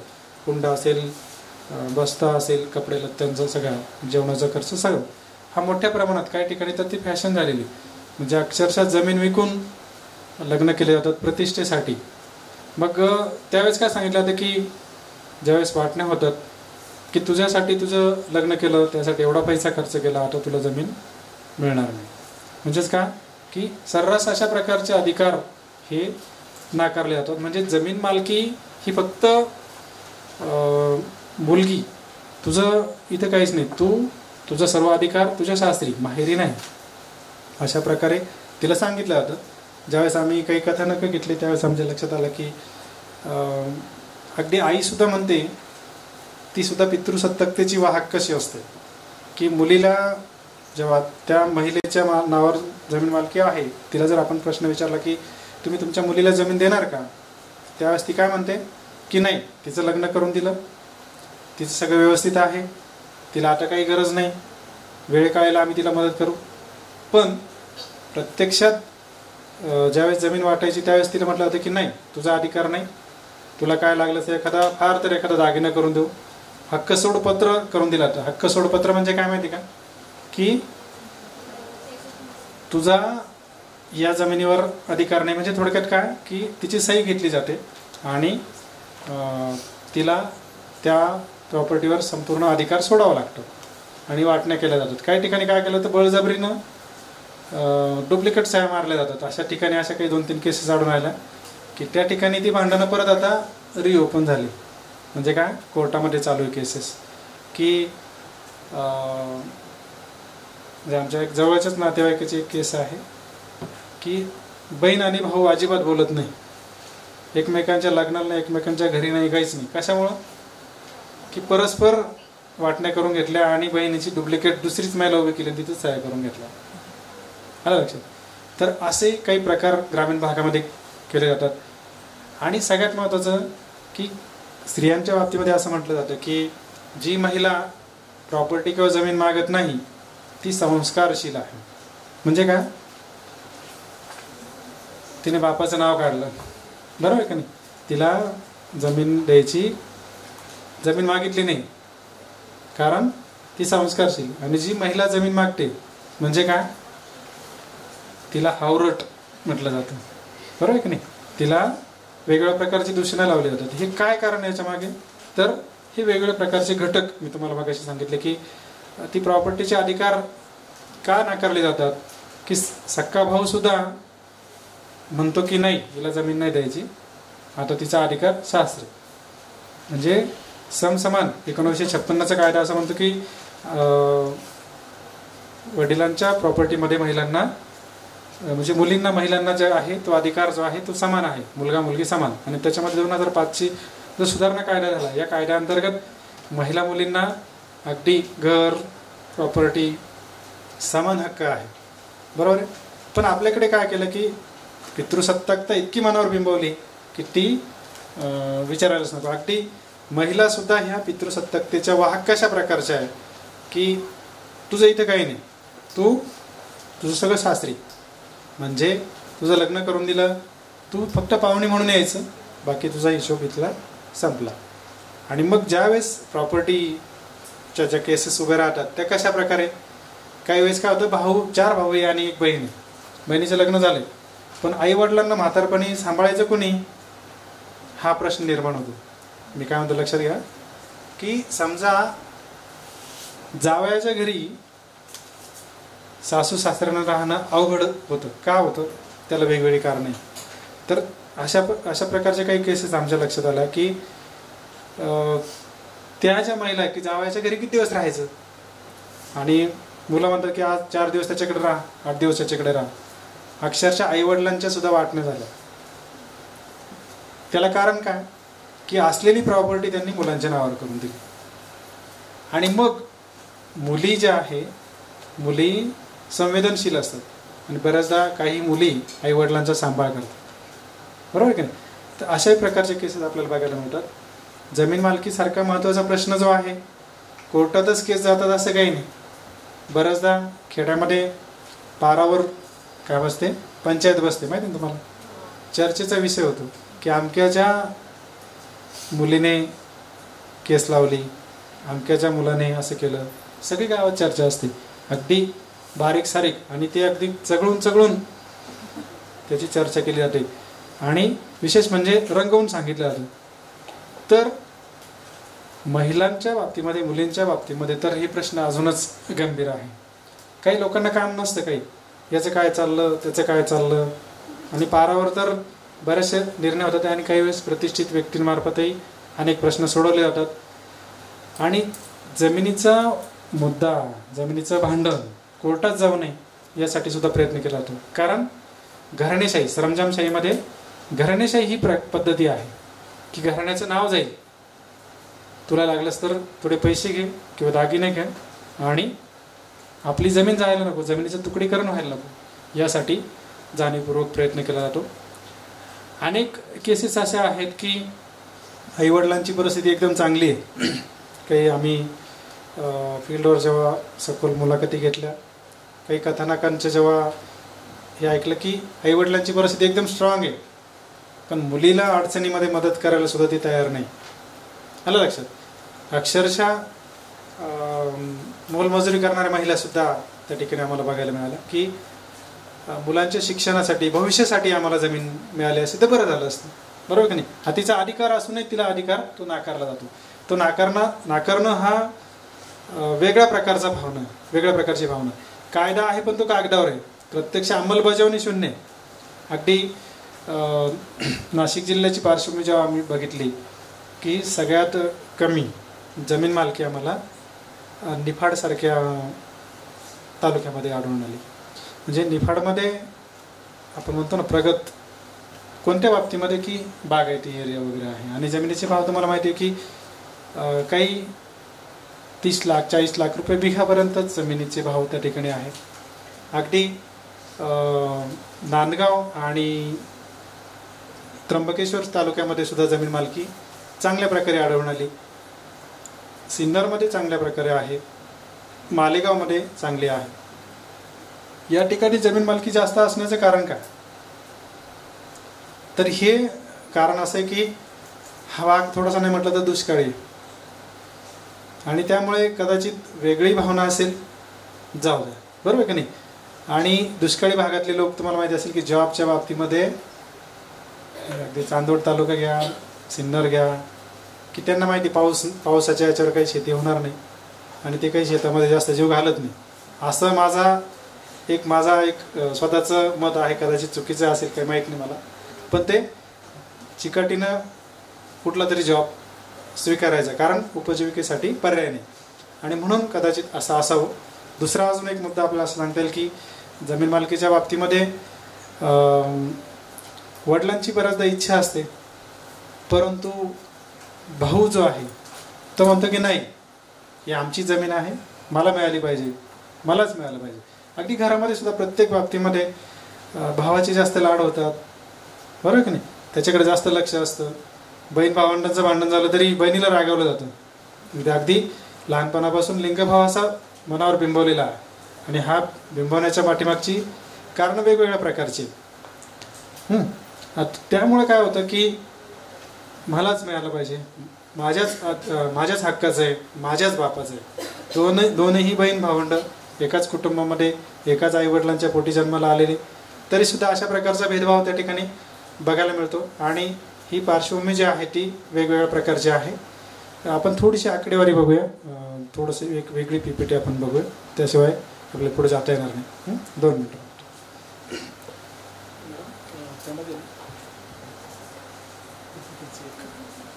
तोपर्यंत 2-3 प्रश्न मी तुम्हाला विचारून ठेवतो. महिलांना जमीन मालकी जी आहे ती असावी, बरोबर की नाही. तर किती मुलींना इथं बसलेल्यापैकी वाटतं की नाही मला मिळायलाच पाहिजे, असं कितींना वाटतं? त्यांनी फक्त वरबोट करायच्या नंतर सगळ्यांनाच वाटणार असं मला वाटतं.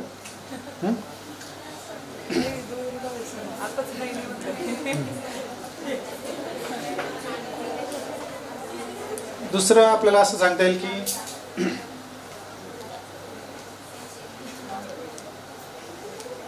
किती मुलांना असं वाटतं की बहिणीला पण जमीन किंवा प्रॉपर्टीमध्ये अधिकार दिला पाहिजे?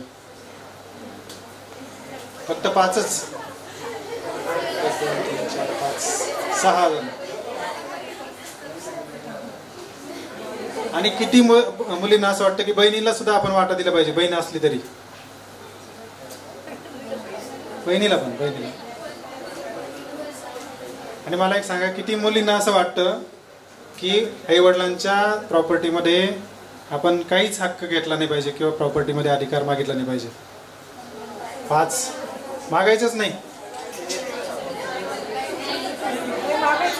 मागायचं नाही असं नाही घ्यायचं असं काय कारण आहे? तोपर्यंत तुम्ही कारण सांगायचे. बरं, तोपर्यंत आम्ही पीपीटी दुसरी हे करतो. इकडे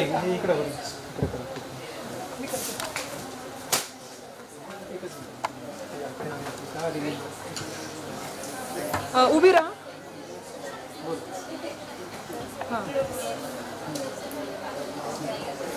म्हणजे माझं असं काही स्पेशल रिझन नाही आहे, बट मला स्वतःला स्वतःचं सगळं करायचं, त्याच्यामुळे मला नको आहे प्रॉपर्टी वगैरे असं काही. म्हणजे मुलगा मुलगी असतात, तर मुलाला जर म्हणजे माझ्या भावाला जर सगळी प्रॉपर्टी मिळणार असेल तर माझी काहीच हरकत नाही, फक्त तू माझ्या आईवडिलांना नीट सांभाळ. अजून आणि मुलीला म्हणजे माहेरकडून पण भेटेल आणि सासरकडून पण भेटेल, तर हे चुकीचं आहे. म्हणजे एकाच ठिकाणून कुठून तरी भेटलं तर ते येऊ, पण दोघी ठिकाणी नाही देते ना. नाही, सासरकडची तर भेटतेच ना, जी नवऱ्याची असते ती बायकोची असते, ती भावाच्या नावावर जाते ना. अजून कोणाला काय म्हणायचं?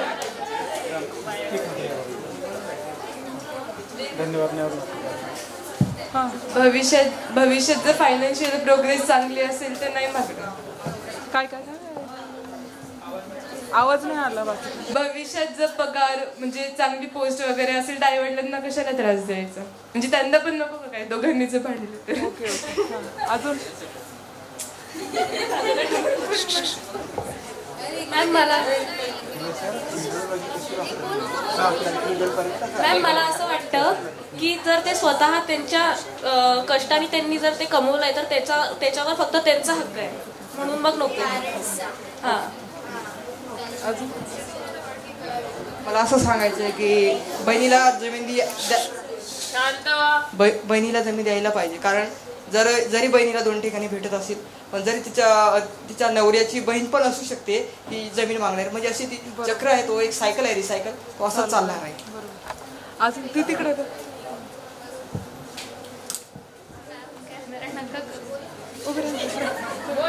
बोल बोल बोल.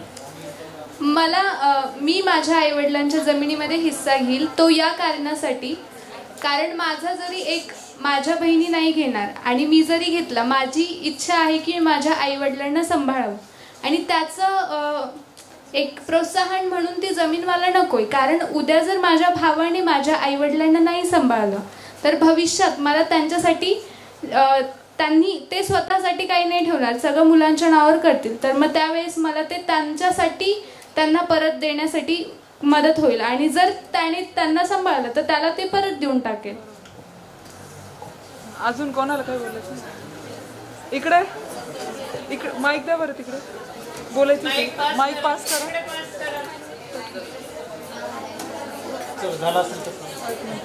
एकीला एक मत दे बरं तिच्याकडे. पास कर.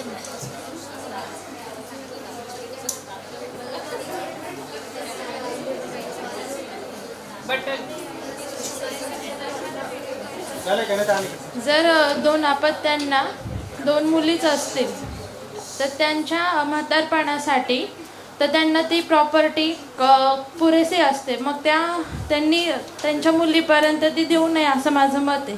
त्यांच्या म्हातारपणासाठी त्यांनी ती राखण ठेवावी. या जमीन मालकीच्या अभ्यासासाठी मेथडॉलॉजी कुठल्या प्रकारची वापरली? फोटो करा. या आकडेवारी 1 मिनिट बघू आणि आपण मेथडॉलॉजी संदर्भामध्ये आपण तिकडे जाणार आहोत. कारण संशोधनाच्या ज्या वेगवेगळ्या प्रकारच्या अभ्यास पद्धती आहेत त्या आपण कुठली अप्लाय केली त्या संदर्भात बघणार आहोत. 1च मिनटं. हे बघा, महाराष्ट्राच्या वेगवेगळ्या जिल्ह्यांची आकडेवारी आपल्याला समोर दिसते. या आकडेवारीमध्ये रायगड जिल्ह्यामध्ये 22.6, अकोल्यामध्ये 19.76, धुळ्यामध्ये 19, अहमदनगरमध्ये 19.48, नाशिकमध्ये 17.48, जालना 17.53. बघा सरासरी. आणि काही जिल्ह्यांमध्ये अगदी 14% नेक्स्ट कॅमेरा. तर ही आकडेवारी जर आपण बघितली तर तुलनेने 100% महिलांच्या बाबतीमध्ये ही आकडेवारी जर बघितली तर एकदम तुलनेने अत्यल्प आहे. आणि या आकडेवारीच्या संदर्भामध्ये आपण नाशिक जिल्ह्याच्या पार्श्वभूमीवर वेगवेगळे तालुके जरी बघितले तर कृषी जनगणनेच्या आधारावर वेगवेगळे तालुके आहेत. निफाड आपल्याला 11.39 दिसतोय, दिंडोरी 12, इगतपुरी 17.96. आणि एक तुमच्या लक्षात येईल की नांदगाव हा दुष्काळी तालुका आहे, तिथं 23.61. त्यानंतर त्र्यंबकेश्वर बऱ्यापैकी आहे. आणि पेठ हा आदिवासी तालुका आहे, तिथं पण जमीन मालकी महिलांच्या बाबतीमध्ये चांगल्या प्रकारची, म्हणजे इतर तालुक्यांच्या तुलनेने चांगली, म्हणजे खूप चांगली नाही पण तुलना जर केली आपण चार्ट जर बघितला तर तुमच्या असं लक्षात येईल की ही आकडेवारी अशी कृषी गणना दाखवते. आता ही आकडेवारी बघितल्यानंतर आपल्याला असं लक्षात येईल की काही बाबतीमध्ये काही तालुक्यांमध्ये का कमी आहे का जास्त आहे. मग अशी मी स्पष्टीकरण केलं की बागायती एरिया, जमिनीला जास्त महत्त्व, घराणेशाही आणि जमिनीचं तुकडीकरण होणे, जमिनीचे असणारे भाव यासाठी आता मध्यंतरी समृद्धी महामार्ग जेव्हा आपल्याकडे म्हणजे नागपूरला गेला आणि आता चेन्नई सुरत महामार्ग आपल्याकडून जातोय, तुम्हाला माहिती असेल की यासाठी सुद्धा काही जमिनी ॲक्वायर केल्या आणि आता त्याचे भाव काही कोटीच्या घरामध्ये जो परतावा आहे तो त्या ठिकाणी काही शेतकऱ्यांना मिळणार आहे. तर बऱ्याचशा केसेस या नाशिकच्या कोर्टामध्ये आता दाखल झाले की नाही माझं पण वाटा आहे त्याच्यात. म्हणजे आता इथं स्वार्थ म्हणता नाही येणार पण तिचा अधिकारच येतो महिलेचा आणि त्यामुळे त्यांनी ते दावे लावलेले आहेत. या वर्षामध्ये नाशिक कोर्टामध्ये सुद्धा मी जेव्हा व्हिजिट दिली तेव्हा असं लक्षात आलं की बऱ्यापैकी दावे नाशिकच्या कोर्टामध्ये सुद्धा लागू झाले. आपल्याला मॅडम तर काही मुलाखती आम्ही घेतल्या, त्याच्या आधी आपण मेथडॉलॉजीकडे जाणार आहोत. मॅडम पुढे घ्या. हां, तर मिक्स पद्धतीचा आपण वापर केला. गुणात्मक आणि संख्यात्मक अशा दोन्ही प्रकारचा डाटा जो आहे तो आपण माझ्या संशोधनासाठी आपण अप्लाय केला आहे, वापरला आहे. बऱ्याचदा सर्व मेथडचा वापर केला आहे, म्हणजे सर्व मेथडचा वापर केला आणि त्यामध्ये तालुक्यांची निवड कशा प्रकारे केली आणि 300 महिला आम्ही त्या ठिकाणी निवडल्या, कुठल्या तालुक्यामधून किती घ्यायच्या हे सगळे आकडेवारी तुम्ही बघताय. आणि या 300 महिलांचा सर्वे आम्ही केला. त्यामध्ये सर्वे करत असताना ज्या महत्त्वाच्या अगदी बोलताना लक्षात आलं की निरीक्षण करतो आपण जेव्हा सर्वे करायला जातो तर अति महत्त्वाच्या आणि काही ठिकाणी कोर्ट केस असतील किंवा वेगवेगळ्या प्रकारच्या घटनाच्या गुंतागुंतीच्या आहे तर त्यामधून नंतर आम्ही पुन्हा सखोल मुलाखती घेतल्या. 20 महिला ज्या आहेत ते कथानकं जे आहेत ते आम्ही त्यांची घेतलेली स्टोरीज ज्याला आपण म्हणतो त्या स्टोरीज पण आम्ही उपयोगात आणलेल्या आहे. आणि ही संख्यात्मक माहितीच्या आधारावर आपल्याला कन्क्लुजन वेगळ्या प्रकारचे आहे आणि गुणात्मक पद्धतीचा आपण त्याद्वारे मिळवलेली जे काही आकडेवारी डाटा आहे तो वेगळ्या प्रकारचा आहे. मग गुणात्मक पद्धतीसाठी कुठल्या कुठल्या पद्धती आहेत तर यामध्ये कथन पद्धती नरेटिव्ह जे आहे ते आम्ही सुद्धा त्याचा उपयोग केलेला आहे.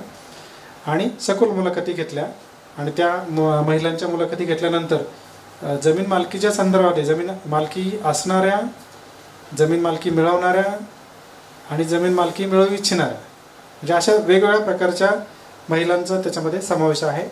आणि आकृतीबंध जो आहे तो नमुना निवड आपण सॅम्पल निवडतो की नाशिक जिल्हा हा मोठा आहे, त्याच्यामध्ये 15 तालुके, 15 पैकी आपण किती तालुके घेतले तुम्हाला समोर दिसत आहे 6 मध्ये पण त्या गावांच्या नुसार सुद्धा पुढे नेक्स्ट घ्या मॅडम.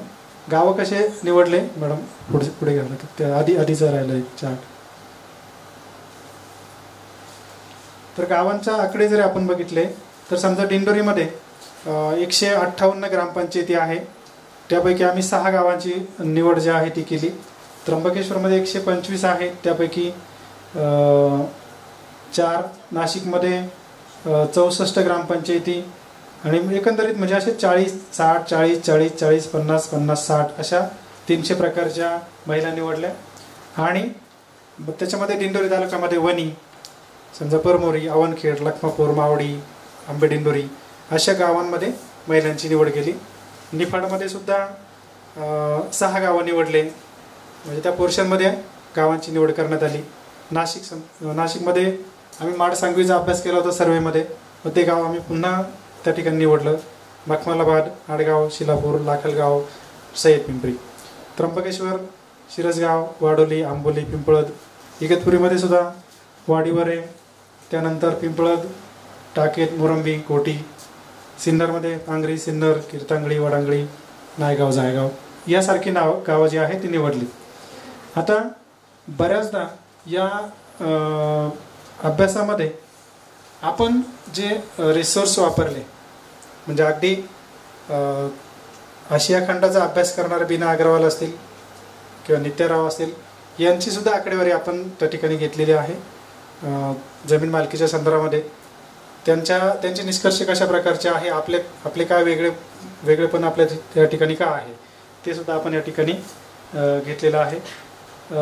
सैद्धांतिक पार्श्वभूमी कुठल्या प्रकारची आहे ती आपण त्या ठिकाणी सामाजिक वर्जन किंवा त्याला आपण काय म्हणतो सोशल एक्सक्लुजन ही थिअरी जी आहे ती आपण अप्लाय केलेली आहे आपल्या संशोधनासाठी. कारण सामाजिक त्याला काय म्हणतो आपण वर्जन जे आहे ते वर्जनाचे वेगवेगळ्या प्रकारचे डायमेन्शन त्याला आहे.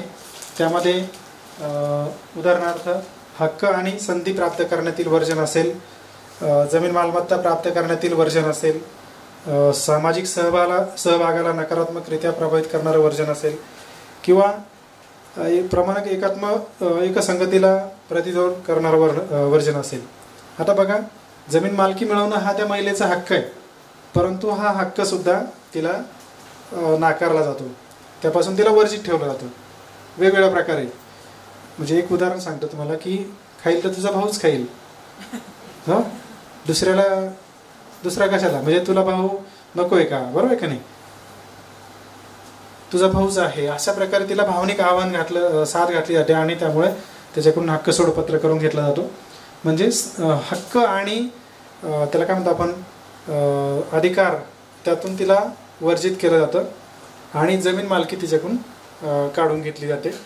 आणि कोणत्याही प्रकारचा सहभाग, म्हणजे आता निर्णय प्रक्रिया, बऱ्याच घरांमध्ये कारभार स्त्रियांना फक्त सही किंवा अंगठा एवढाच अधिकार असतो. तुला काय पाहिजे एवढंच म्हणतात घरातले माणसं. काय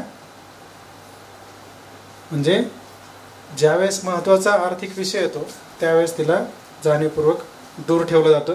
आणि म्हणून एकंदरीत आपल्याला असं म्हणता येईल की नकारात्मकरित्या तिला दूर कशा प्रकारे करता येईल, वेगवेगळ्या प्रकारचं वर्जन जे आहे त्या ठिकाणी करता येईल. आता एकंदरीत या ठिकाणी आपण कथन पद्धती वापरली. कथनांमध्ये महत्त्वाची कथनं आपण घेतली, 20 कथनं. कथनकांमधून काय आता एक प्रकारे स्टोरी असते त्या महिलेच्या संदर्भात, म्हणजे विश्वासात घेऊन. आणि इथिक्स असतात आपल्याला माहिती, कसले रिसर्चसुद्धा, की विश्वासात घेऊन ही माहिती, तुमची नावं कुठेही उघड केले जाणार नाही. आपण नावं बदलले आणि त्यानुसार ही कथनं जी आहे त्याची मांडणी त्या ठिकाणी केलेली. या कथनांमधून अनेक प्रकारच्या, म्हणजे मनातल्या अनेक गोष्टी ज्या आहेत, अनेक महत्त्वाचे मुद्दे जे आहेत ते बाहेर येतात आणि त्यातून आपल्याला क्वालिटेटिव्ह जे काय म्हणतो आपण डाटा जो आहे तो बाहेर येतो आणि त्यातून आपल्या निष्कर्ष जे आहे ते व्यवस्थित आपल्याला प्राप्त होतात. आणि म्हणून हे कथन पद्धती जी आहे ती या संशोधनामध्ये वापरलेली आहे. मग यामध्ये काही केसेस ज्या आहेत त्या वेगवेगळ्या प्रकारच्या होत्या. सर कथन घ्यायची की नंतर घ्यायची काय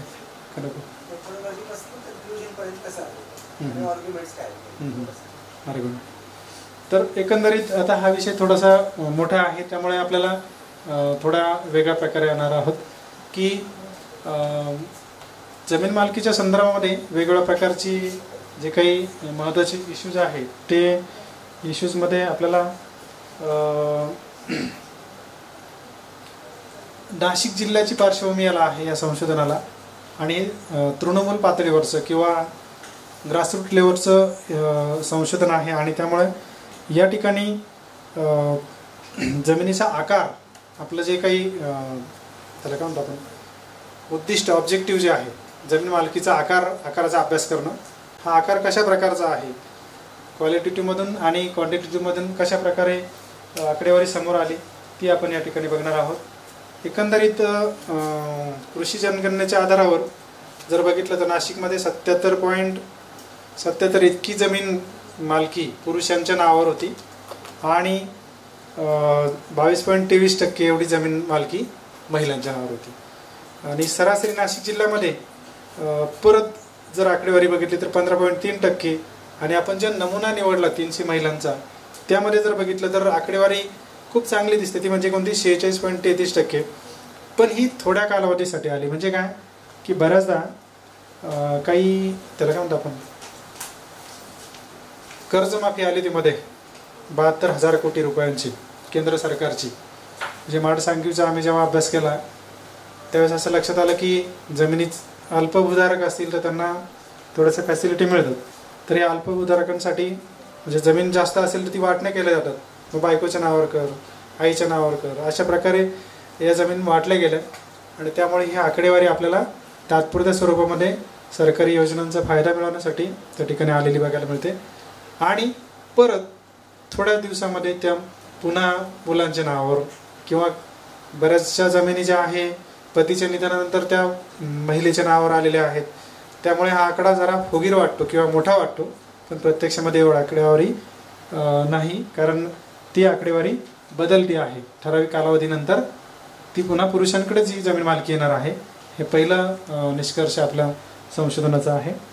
त्यानंतर नाशिक जिल्ह्याच्या पार्श्वभूमीवर जर बघितलं तर आपण जमिनीचा प्रतवारी कशा प्रकारची आहे किंवा सरासरी आकारमान किती आहे, किती एकरपर्यंत जमिनी महिलांच्या नावावर आहेत, याची जर कन्क्लुजन आपण जर बघितलं तर असं लक्षात येईल की 300 महिलांपैकी 168 स्त्रिया ज्या आहेत त्यांच्याकडे 56% महिलांना जमीन मालकी मिळाली. पण त्याचा आकार किती आहे तर आकार जर बघितला तर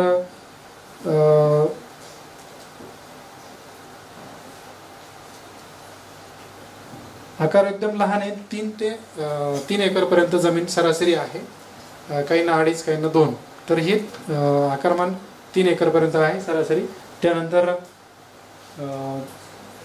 4 एकरपर्यंत असणाऱ्या महिलांचं प्रमाण हे 86 आहे, आणि केवळ जमीन कसण्यास योग्य नाही अशा प्रकारची जमीन जी आहे ती 53 महिलांना मिळाली, आणि 17.66 त्यांची आकडेवारी. म्हणजे जमीन दिली पण कोणतं कुरण दिलं. कुरण म्हणजे काय, गवताळ रान जे आहे ते असं काही महिलांना दिलेलं आपल्याला बघायला मिळतं. तर त्याचा उपयोग पशुपालनासाठी त्या ठिकाणी केला जातो. त्यानंतर पुढचा निष्कर्ष आहे की म्हणजे तुलना करून आर्थिक आयाम कशा प्रकारचे निर्माण झालेले आहे, लिंगभाव आधारित विषमता कशा प्रकारे निर्माण झाली, तर महिला मुलींना जाणीवपूर्वक कशा प्रकारे दूर ठेवलं जातं याची कारणमीमांसा या मुद्द्यामध्ये केलेली आहे. आता सर्वव्यापी वर्चस्व किंवा त्याला हेजेमनी आपण म्हणतो ती कशा प्रकारे आहे, लिंगभाव आधारित विषमता कशा प्रकारे निर्माण झाली. त्यामध्ये संपत्ती, जमीन मालमत्ता सांभाळण्यासाठी पुरुषच पाहिजे, कारण बांधावरून भांडणं होतात बऱ्याचदा. म्हणजे मी जेव्हा काल परवा आपल्याकडे चारुशीला खैरनार मॅडम आल्या होत्या, बरोबर आहे, तर त्यांची मुलाखत मी घेतली. म्हणजे अनेक मुलाखती घेतल्या, मुलाखती वकिलांच्या घेतल्या, महिलांच्या मुलाखती घेतल्या, सामाजिक कार्यकर्त्यांच्या मुलाखती घेतल्या, जमीन मालकी लढवणाऱ्या महिलांच्या पतीच्या मुलाखती घेतल्या, अशा सगळ्या प्रकारच्या मुलाखती घेतल्या. खैरनार मॅडमची मुलाखत घेताना त्या असं म्हटल्या की जमीन मालकीचा निकाल महिलेच्या बाजूने लागला, पण ज्यावेळेस जमीन मिळते त्यावेळेस पोलीस बंदोबस्तामध्ये ही जमीन तुम्हाला बरं ठीक आहे, पण जेव्हा शेती करायला येते, कसली जाते, त्यावेळेस मात्र खूप मारामाऱ्या होतात. तू ये फक्त, तुझ्याकडे बघतोच. म्हणजे थोडक्यात का की असा दम दिला जातो आणि शेती करणं अवघड आहे म्हणून बऱ्याचशा शेती मिळाल्या जरी तरी त्या कसण्यासाठी अनेक प्रॉब्लेम निर्माण झाले. आलं लक्षात. परवाच्या लेक्चरला त्या आल्या होत्या, त्यांची सखोल मुलाखत 1.5 तास मुलाखत मी त्यांची घेतली. त्यातले कन्क्लुजन अजून आपले बाकी आहेत, तर ते इथं आपल्याला वेळाअभावी मांडता येणार नाही. त्यानंतर पुढचा जो मुद्दा आहे कौटुंबिक वाद, हा कुठला महत्त्वाचा मुद्दा आहे की शक्यतो अजूनही महिलासुद्धा काय म्हणतात की मुलगाच पाहिजे, म्हणजे मुलगा हा वंशाचा दिवा. मुली फक्त 4 पाहुणी म्हणून तिने यायचं, 4 दिवस राहायचं, इकडच्या कारभारामध्ये तिने हस्तक्षेप करू नये, अशा प्रकारचं एक गोष्ट आहे. म्हणजे ननंदबाई आल्या ना, तुम्ही काय पाहिजे, जेवण, तुम्हाला काय पाहिजे ते सगळं मिळेल, पण तुम्ही बाकी आर्थिक व्यवहारामध्ये ढवळाढवळ करू नये, अशा प्रकारचा एक महत्त्वाचा मुद्दा या ठिकाणी उजेडत आला. त्यानंतर मालमत्ता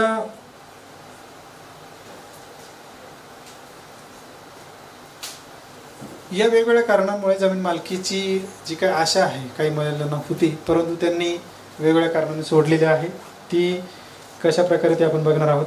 कायदेशीर तरतुदी जरी असल्या, म्हणजे 1956चा कायदा असेल, 2005चा कायदा असेल किंवा वेगवेगळ्या प्रकारचे कायदे आपण आता इथे घेतले नाही वेळाअभावी, परंतु याचा लाभ देण्यापासून वर्चस्व दबाव किंवा त्याला काय म्हणतो आपण कंपॅरेटिव्ह हेजेमनी प्रेशर जो आहे तो कशा प्रकारे क्रिएट केला जातो किंवा निर्माण केला जातो. त्यामध्ये कौटुंबिक, सांस्कृतिक, सामाजिक, कायदेशीर, राजकीय तंत्रांचा वापर किंवा दबाव केला जातो. वेळप्रसंगी साम, दाम, दंडभेद याचाही वापर त्या ठिकाणी केला जातो. हक्कसोड पत्राबद्दल मगाशी मी तुम्हाला बोललो की हे हक्कसोड पत्र ही कायद्यातून पळवाट आहे. आलं लक्षात. जमीन मालकी मिळवण्यापासून, स्त्रियांना वंचित ठेवण्यापासून ही पळवाट आहे. बऱ्याचदा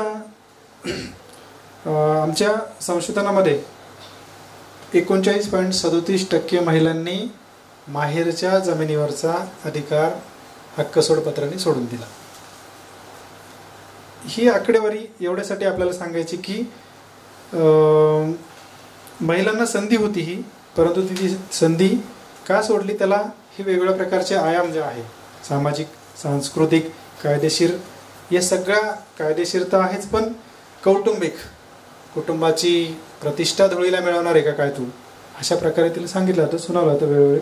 आणि त्यामुळे सुद्धा अशा प्रकारचे परिणाम जो आहे तो त्या महिलांवर झालेला आहे. पुढचा महत्त्वाचा मुद्दा आहे की माहेर तुटू नये, म्हणजे काय, माहेरचे संबंध संपुष्टात येऊ नये. आता एक महिलेची आम्ही जेव्हा मुलाखत घेतली त्यावेळेस असं लक्षात आलं की जमीन मालकी तर केस चालू आहे, माहेरच्या लोकांचे कुठल्याही प्रकारचे निमंत्रण येत नाही, कोणी कोणाशी बोलत नाही, दिवाळी बंद झाली, भाऊबीज बंद झाली, रक्षाबंधन बंद झाला, त्याला काय म्हणतो आपण वाढदिवसाचे, लग्नाचे आमंत्रणाने बंद झाले, नातेवाईक माहेरचे बोलणंच बंद झालं. म्हणजे काय की तू केस लावली ना, मग तुझे आमचे संबंध संपले. म्हणजे माहेर तुटण्याची भीती जी आहे ती मोठ्या प्रमाणात असल्यामुळे सुद्धा 39% महिलांनी जमीन हक्क सोडून दिलेला आपल्या या रिसर्चमध्ये आपल्याला आढळून आला. त्यानंतर भावनिक शोषण. बऱ्याचदा भावनिक शोषणाचे वेगवेगळे प्रकार आहेत. मग भावनिक शोषण हे केलं जातं की मग तुझाच तर भाऊ आहे, बरोबर ना. आता मी तुम्हाला काय सांगितलं की तुझ्या पाठचाच आहे ना, भाषा समजते माझी, की तुझाच भाऊ आहे, तुझाच आहे, आणि तरी तू असं करते म्हणजे का. यामुळे काय होतं की भावनिक दबाव, सामुदायिक दबाव, कधी कधी चुलते, काके, मोठी माणसं मध्यस्थी टाकली जातात, समजून सांगावं तिला ही का पद्धत आहे का वागायची, हां पट्ट का तिला काय कमी पडलं. म्हणजे यासारख्या मध्यस्थांमार्फत, नातेवाईकांमार्फत दबाव आणला जातो आणि त्यामुळे माहेर तुटण्याची भीती आणि त्यामुळे असुरक्षित वाटतं. एका मुलाखतीमध्ये आम्हाला असंही लक्षात आलं की ती जमीन आहे नको, ते भांडणे नको असं वाटतं. म्हणजे इथपर्यंत कधी कधी त्याला काय म्हणतो वैताग येणं अशा प्रकारची भावना सुद्धा काही महिलांमध्ये निर्माण झाली ती, पण त्या अत्यल्प आहे. स्त्रियांना दुबळं जाणीवपूर्वक पाडण्याचा प्रकार जो आहे तो या ठिकाणी निर्माण झाला. त्यानंतर लिंगभाव, वर्ग, घराणेशाही, विषमता म्हणजे कायदेशीर तरतुदी आणि कायदेशीर तरतुदी जर बघितल्या, निकाल जो आहे तो लॉंग टर्म प्रोसेस आहे. काही लगेच आज केस दाखल केली आणि उद्या निकाल लागला असं काही होत नाही. अनेक वर्ष निघून जातात. म्हणजे नाशिक कोर्टामध्ये मी जेव्हा गेलो तिथली माहिती घेतली, त्यांनी सांगितलं की 1966ची केस अजून चालू आहे. किती? 66. आणि ज्या महिलेने केस लावली तिला आता चालता येत नाही म्हणे त्या आजीने. विचार करा. म्हणजे काय, मला काय म्हणायचं आहे की अशा काही केसेस आहे म्हणजे निर्णय प्रक्रिया जी आहे ती लांबणीवर टाकली जाते किंवा विलंब लागतो, खर्च लागतो, पैसा लागतो, वेळ जातो, मनस्ताप. आलं लक्षात? त्यामुळे कायदेशीर बाबतीमध्ये 1966ची केस मला त्यांनी सांगितलं सर अजून चालू आहे ती. म्हणजे एकंदरीत अशा अनेक केसेस काही कंटाळून सोडून दिल्या. आणि तुम्हाला माहिती दर याला पैसे लागतात. केस लढवायची म्हणजे काय फुकट वकील काय एवढे सोपे? अजिबात नाही. आणि प्रत्येक ठिकाणी पैसा लागतो. आणि केस लांबणीवर टाकण्यासाठी सुद्धा समोरच्या पार्टीकडून सुद्धा पैसे भरले जातात, वकील मॅनेज केले जातात. वकील सांगतात की कशाला भांडते, घ्या ना मिटून, बरोबर का नाही? म्हणजे कधी कधी तेच मध्यस्थी करतात आणि अशा प्रकारच्या केसेस मागे घ्यायला भाग पाडला जातो. त्यानंतर निर्णय जे आहे, निर्णय प्रक्रिया जी आहे ती महिलांना जाणीवपूर्वक दूर ठेवण्यासाठी प्रयत्न केला जातो. त्यामध्ये बऱ्याचदा म्हणजे मी ज्या ठिकाणी मुलाखत घेते त्या ठिकाणी एक वेळेस मी सुनेच्या नावावर जमीन करेल पण मुलीच्या नावावर जमीन करणार नाही असं का म्हटलं असेल बरं त्या महिलेने? सुनेच्या नावावर जमीन करेल पण मुलीच्या नावावर नाही. अगदी बरोबर. ती जमीन आहे ना मुलालाच मिळणार आहे आणि ती दिली तर दुसऱ्या कुटुंबात जाणार आहे. म्हणजे सुनेला देईल मी, कारण सुने एकटी आणि मुली 4 आहे. लक्षात आलं? 4 द्यायचं म्हणजे पुन्हा तोटा आहे आणि हे पुन्हा आपल्याच घरी राहील. म्हणजे स्त्रिया सुद्धा की ज्या स्त्रियांच्या नावावर जमीन आहे त्या सुद्धा अशा प्रकारचं वक्तव्य त्यांनी केलं. त्यानंतर पुढचं आपल्याला असं म्हणता येईल की उपजीविकेसाठी मागणी करणाऱ्या महिलांची संख्या 27%, म्हणजे 27 महिला होत्या की अजिबात आम्हाला काहीच नाही आणि आम्हाला जमीन पाहिजेच. 9% महिला अशा आढळून आल्या. मुलांच्या भविष्यासाठी जमीन पाहिजे. 12.3% महिला त्यांनी मुलांच्या भविष्यासाठी जमीन मागणी केली होती. 37 महिला त्या अशा आहेत. आणि आर्थिक सुरक्षा किंवा अधिकाराच्या बाबतीमध्ये 58 महिला, 31.3% महिला अशा आढळून आल्या. हक्क आणि न्याय मागणीसाठी अशा प्रकारच्या ज्या काही जमिनी आहेत त्या मागितलेल्या आहेत. आणि 157 महिला अशा आहेत की आई वडिलांना सांभाळत नाही म्हणून जमीन मागणी केली. त्यांचं खातात तुम्ही आणि त्यांना सांभाळत नाही म्हणजे काय? आलं लक्षात? त्यामुळे काही केसेस नाशिक कोर्टामध्ये उभे राहिल्या.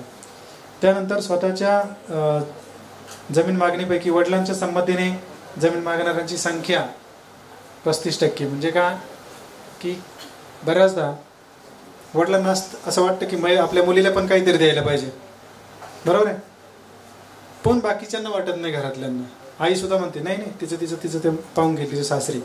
पण वडिलांना असं वाटतं की काही वडिलांनी सांगितलं की ठीक आहे मी तुझ्या पाठीशी आहे, आपण प्रयत्न करू. तर असंही आपल्याला आढळून आलं. सांस्कृतिक आणि प्रतिकूलता कुठल्या कुठल्या प्रकारच्या आहेत त्या प्रतिकूलता आपण बघणार आहोत जमीन मालकीच्या संदर्भामध्ये. त्यामधले कायदा आहे पण कायदे सर्वदूरपर्यंत पोहोचवणं आणि त्याची अंमलबजावणी याची परिस्थिती आपल्या देशामध्ये चांगल्या प्रकारची नाही, वाईट आहे. म्हणजे कायदा आहे पण तो सर्वदूर पोहोचत नाही, असे आपल्याला लाभधारकांपर्यंत पोहोचवला जात नाही.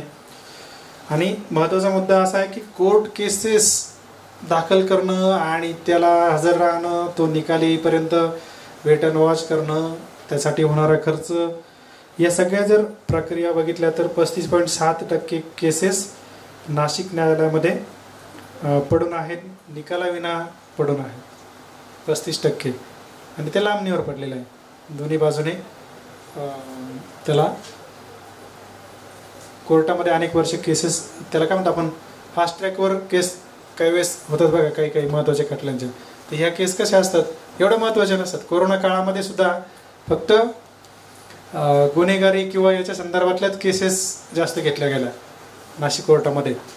सुनावणी ज्या आहे महत्त्वाचे थोड्या वेळ असायचं फक्त, आणि बाकीच्या केसेस मात्र दूर होत्या. अगदी प्रॉपर्टी खरेदी विक्री याच्यासुद्धा कोरोनाच्या कालखंडामध्ये केसेस ज्या आहे त्या कमी होत होत्या. मात्र दिवाणी आणि फौजदारी, तर दिवाणी केसेसपेक्षा फौजदारी केसेस फक्त निकालात काढल्या जात होत्या. 2 वर्ष तर याच्यावर निकालच नाही लागला. एकंदरीत असं आपल्याला आढळून आलं. जमीन मागणीच्या संदर्भामध्ये आर्थिक सुरक्षितता मिळवण्यासाठी परावलंबन आणि आधार तुटू नये यासाठी हक्क सोडून देताना तो महत्त्वाचा मुद्दा मागाशी कव्हर झाला आहे. नातेसंबंध दुरावणं, आनंद कमी होणं, त्यानंतर विविध समारंभाला हजर न राहू देणं आणि टोमणे मारणं. म्हणजे काय की कुठे भेटलं की बोलताना त्याला काय म्हणतात, बरोबर काय शब्द वापरला, अगदी बरोबर. तशा प्रकारे सुद्धा त्या महिलांना बोलणं ऐकवलं होतं. त्यानंतर 85.76% एकंदरीत हे वाद जे आहे ते झालेले आपल्याला बघायला मिळतात. आणि पुढचा जो महत्त्वाचा कन्क्लुजन आपल्याला आलेलं आहे ते म्हणजे असं आहे की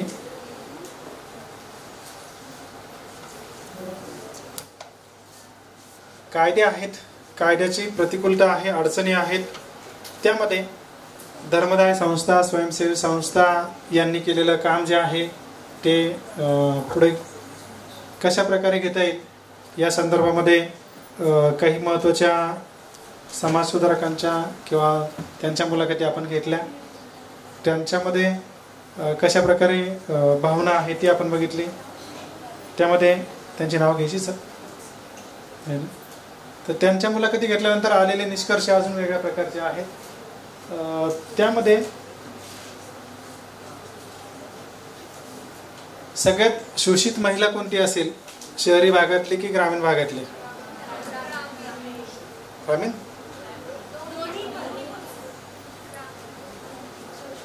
का आदिवासी महिला?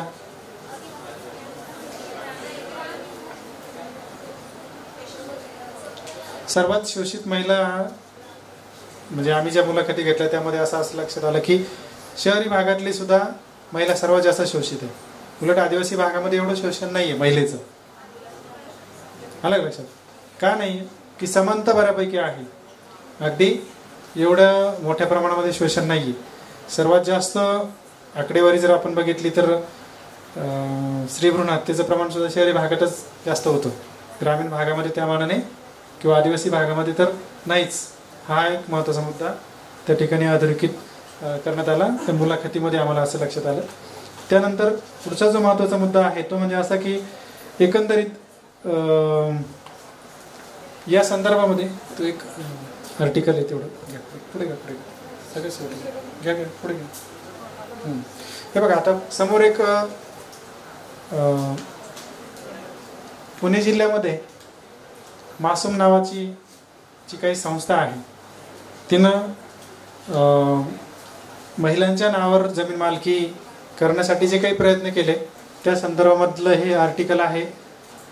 पुरंदर तालुक्यामध्ये 60 महिलांना त्या ठिकाणी जमीन मालकी मिळाली, त्यासाठी त्यांनी प्रयत्न केले. 7/12 महिला आणि मुलींचे नावं जे आहे ते लागले. कारण तुम्ही बघितलं की जवळपास 73% पेक्षा जास्त पुरुषांच्या नावावर जमीन मालकी जरी असली तरी महिलांच्या नावावर जमीन कमी आहे. पण शेताची कामं जबाबदारी त्यांच्यावर ढकलली जाते, प्रत्यक्षामध्ये जमीन मालकी नाही. परंतु या संस्थेला या ठिकाणी यश आलेलं आपल्याला बघायला मिळतं. आणि हे एक आर्टिकल आहे. त्यानंतर सोपेकॉम नावाची संस्था आहे सांगली जिल्ह्यामध्ये. आत्महत्या केलेल्या जे काही शेतकरी आहे कर्जबाजारीपणामुळे, तर यासाठी सुद्धा सोपेकॉम नावाची एक महत्त्वाची संस्था आहे. त्या संस्थेने जो काही सर्वे केला, या सर्वेमध्ये असं लक्षात आलं की त्या महिलांना अधिकार नाकारण्यात आलेले होते सासरच्या लोकांकडून, आणि स्वतःचा नातू आहे किंवा तिलाही मुलंबाळ आहे हे असून सुद्धा त्या ठिकाणी विरोध झाला. त्यामुळे सोपेकॉमने सांगली जिल्ह्यामध्ये सुद्धा अशा प्रकारचं काम केलेलं आहे. आपल्या नाशिक जिल्ह्यामध्ये या संस्था आहेत किंवा त्याला काय म्हणतो NGO आहेत किंवा बिगर शासकीय संघटनाही काम करतात, परंतु त्या वेगवेगळ्या मुद्द्यांवर काम करतात. आदिवासींसाठी काम करणारे आहेत, पण जमीन मालकीवर स्पेसिफिक अशा प्रकारचं काम करणाऱ्या महिला म्हणजे संघटना ज्या आहेत त्या अजूनही भविष्यामध्ये अशा प्रकारचं काम नाशिकच्या भागामध्ये होऊ शकेल. अनेक नाशिकमध्ये सुद्धा संस्था आहे, म्हणजे वचन संस्था असेल किंवा त्यांनी काम केलं आहे महिलांसाठी, इतरांसाठी काम केलं आहे. निशा शिवूरकर असतील, त्यांचं काम आहे किंवा वेगवेगळ्या प्रकारचं. पण त्या मानाने जसं पुणे जिल्ह्यामध्ये असं काम झालं आहे, सांगली जिल्ह्यामध्ये काम झालं आहे, तसं नाशिकच्या भागामध्ये अशा प्रकारचं काम होण्याची गरज आहे असं एकंदरीत दिसून आलं. तर एकंदरीत हा मी थोडासा धावता आढावा मांडला आहे, सविस्तर आहे. एवढं कमी याच्यामध्ये मांडणं थोडंसं अवघड होतं, काही भाग त्याच्यातून राहून गेला आहे. आमची PPT नेमकी दुसरीच ओपन झाली, तर आकडेवारी फक्त थोडीशी राहिली होती, ती आपण घेतलेली. तुमचे काही प्रश्न असतील तर तुम्ही विचारू शकता. आणि आपण कथानक राहून गेली, आपली नरेशन राहिलेले आहे, ते अजून वेगळ्या प्रकारचे होते. कोणाला काही सांगायचं आहे, विचारायचं असेल तर प्रश्न विचारू शकता. कायद्यांच्या संदर्भात विचारलं तरी चालेल. आता मी तुम्हाला प्रश्न विचारतो, शेतकरी कुटुंबातले किती मुलं आहे फक्त हात वर करा. मला एवढं सांगायचं, 7-12 म्हणजे काय? 7-12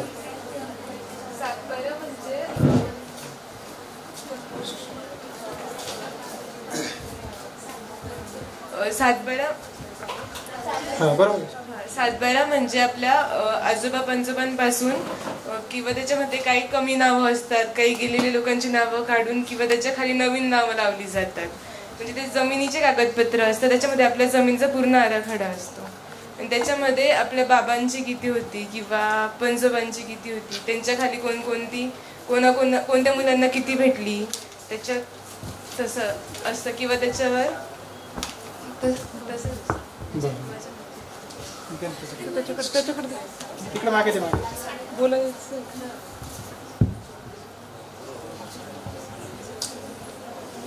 सर 7-12 म्हणजे जमिनीचा संपूर्ण आराखडा आणि त्याच्यात संपूर्ण डिटेल्समध्ये घेतलेली माहिती.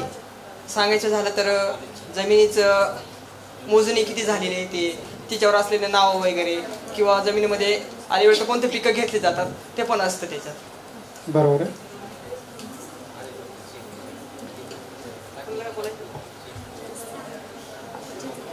आता मला एक सांगा की जमिनी ज्या आहे या, एक मिनिट आहे का, जमीन मालकी जी आहे ना ती वेगवेगळ्या प्रकारे मिळते. एक वडिलोपार्जित जमीन मालकी, एक स्वकष्टार्जित मालकी जमिनी, तिसरा प्रकार आहे इनाम जमीन. मग आता इनाम जमिनी म्हणजे माहिती का नाही? हो, बोला. बक्षीस पत्र करून ती इनाम म्हणून दिली जाते आणि जर पुन्हा त्या जमिनीची खरेदी किंवा विक्री करायची असेल तर बक्षीस पत्राद्वारेच करू शकतो.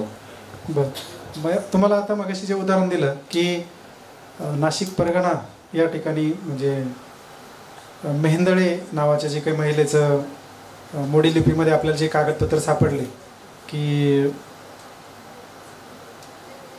150 वर्षापूर्वी, तर त्या महिलेला सुद्धा बक्षीसपत्र म्हणूनच दिलेलं होतं आणि ही इनाम जमीन होती एक प्रकारे.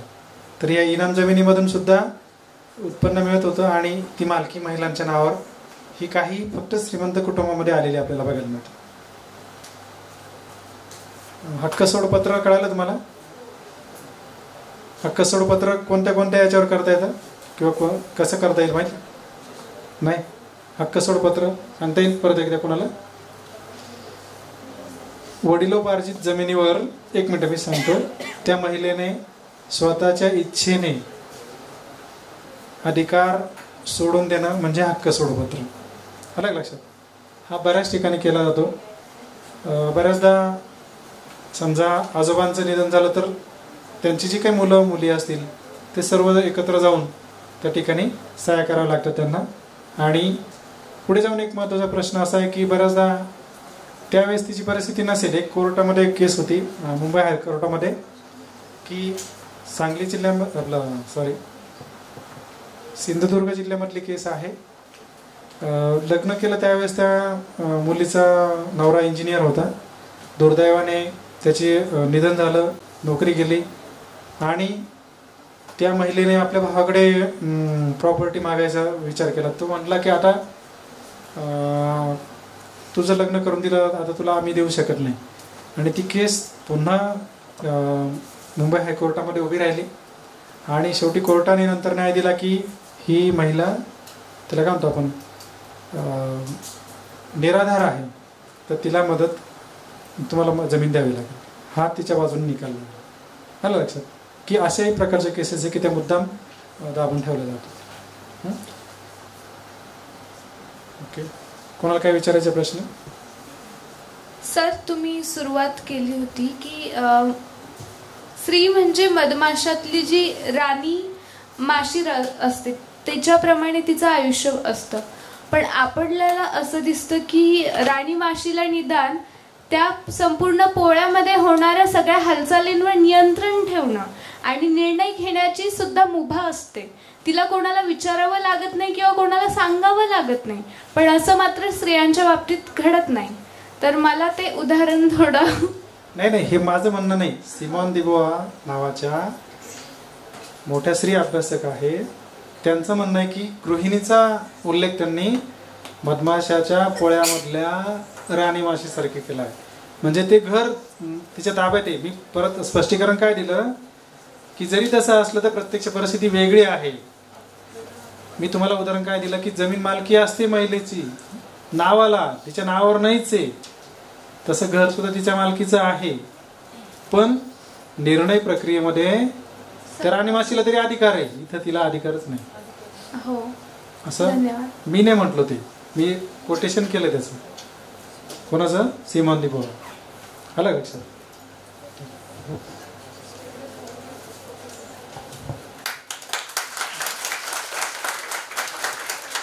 धन्यवाद शिंदे सर.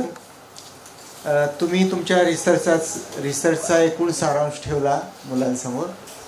ही रिसर्चची प्रोसेस कशी होती ती समजावून सांगितली. काय पहा की एक समस्या लक्षात आली.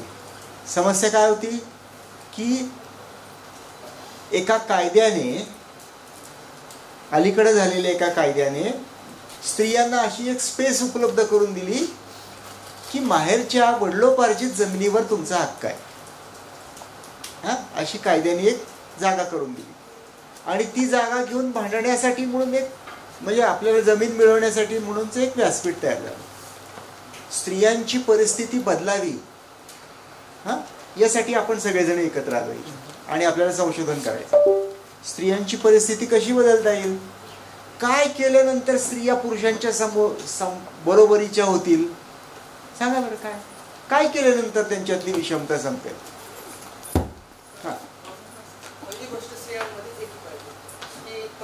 नाही, ठीक आहे, जाऊ दे, ते महत्वाचं नाहीये. स्त्रियांची म्हणली की नाही स्त्रियांच्या दुश्मन, ही आम्ही जाऊन कंटाळा आला आम्हाला त्याच्यात इंटरेस्ट नाही आला. काय करायला पाहिजे? एज्युकेशन. ओके, एज्युकेशन म्हणजे जर स्त्रियांचं एज्युकेशन पुरुषांच्या बरोबरीचं आलं तर बदल होऊ शकेल ना.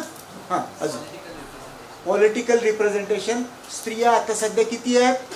आमदार आणि खासदार स्त्रियांचा टक्का जो आहे तो 8 आणि 9%, 11% असा घुटमळतो. किती असायला पाहिजे तो? 50%. इथं तफावत आहे, डिस्क्रिपन्सी आहे. इथं मोठ्या प्रमाणात तफावत आहे. ब्रिज, एक मोठा ब्रिज आवश्यक आहे की हे सगळं कव्हर करायला. त्यासाठी कायदा पण आहे, पण त्याही कायद्याचं असंच झालेलं, म्हणजे तो कायदा विधेयक आलेलंच नाही. म्हणजे ते विधेयक तयार केलेलं आहे, संसदेमध्ये मांडण्याच्या अवस्थेमध्ये होतं आणि त्यानंतर त्याच्याकडे दुर्लक्ष केलं. बरं, अजून काय करायला पाहिजे?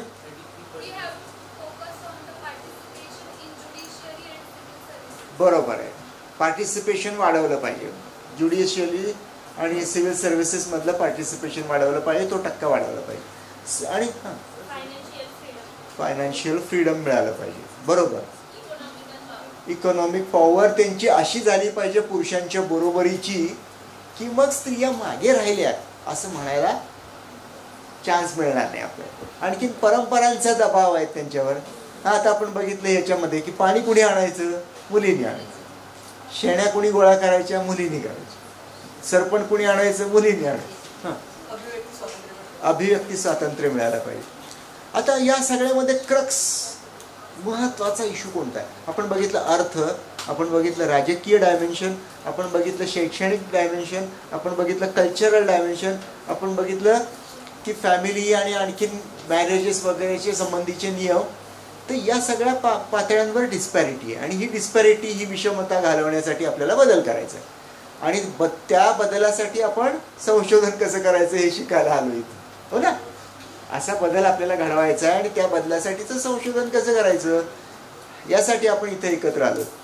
बरं, असं करताना की हे सगळे फॅक्टर आहेत, या सगळ्या फॅक्टरमध्ये बदल झाला तर स्त्रिया पुरुषांच्या बरोबरीच्या होते. बरोबर, हे लॉजिक आहे आपलं. त्यामध्ये कोणता सगळ्यात महत्वाचा मुद्दा वाटतो तुम्हाला? सिक्युरिटी. ओके, अजून काय म्हणायचं? एज्युकेशन. तुला एज्युकेशन हा मुद्दा महत्वाचा आहे. बर, अजून? हेल्थ हा मुद्दा तिला महत्वाचा वाटतो. एक्झॅक्टली, क्या बात है.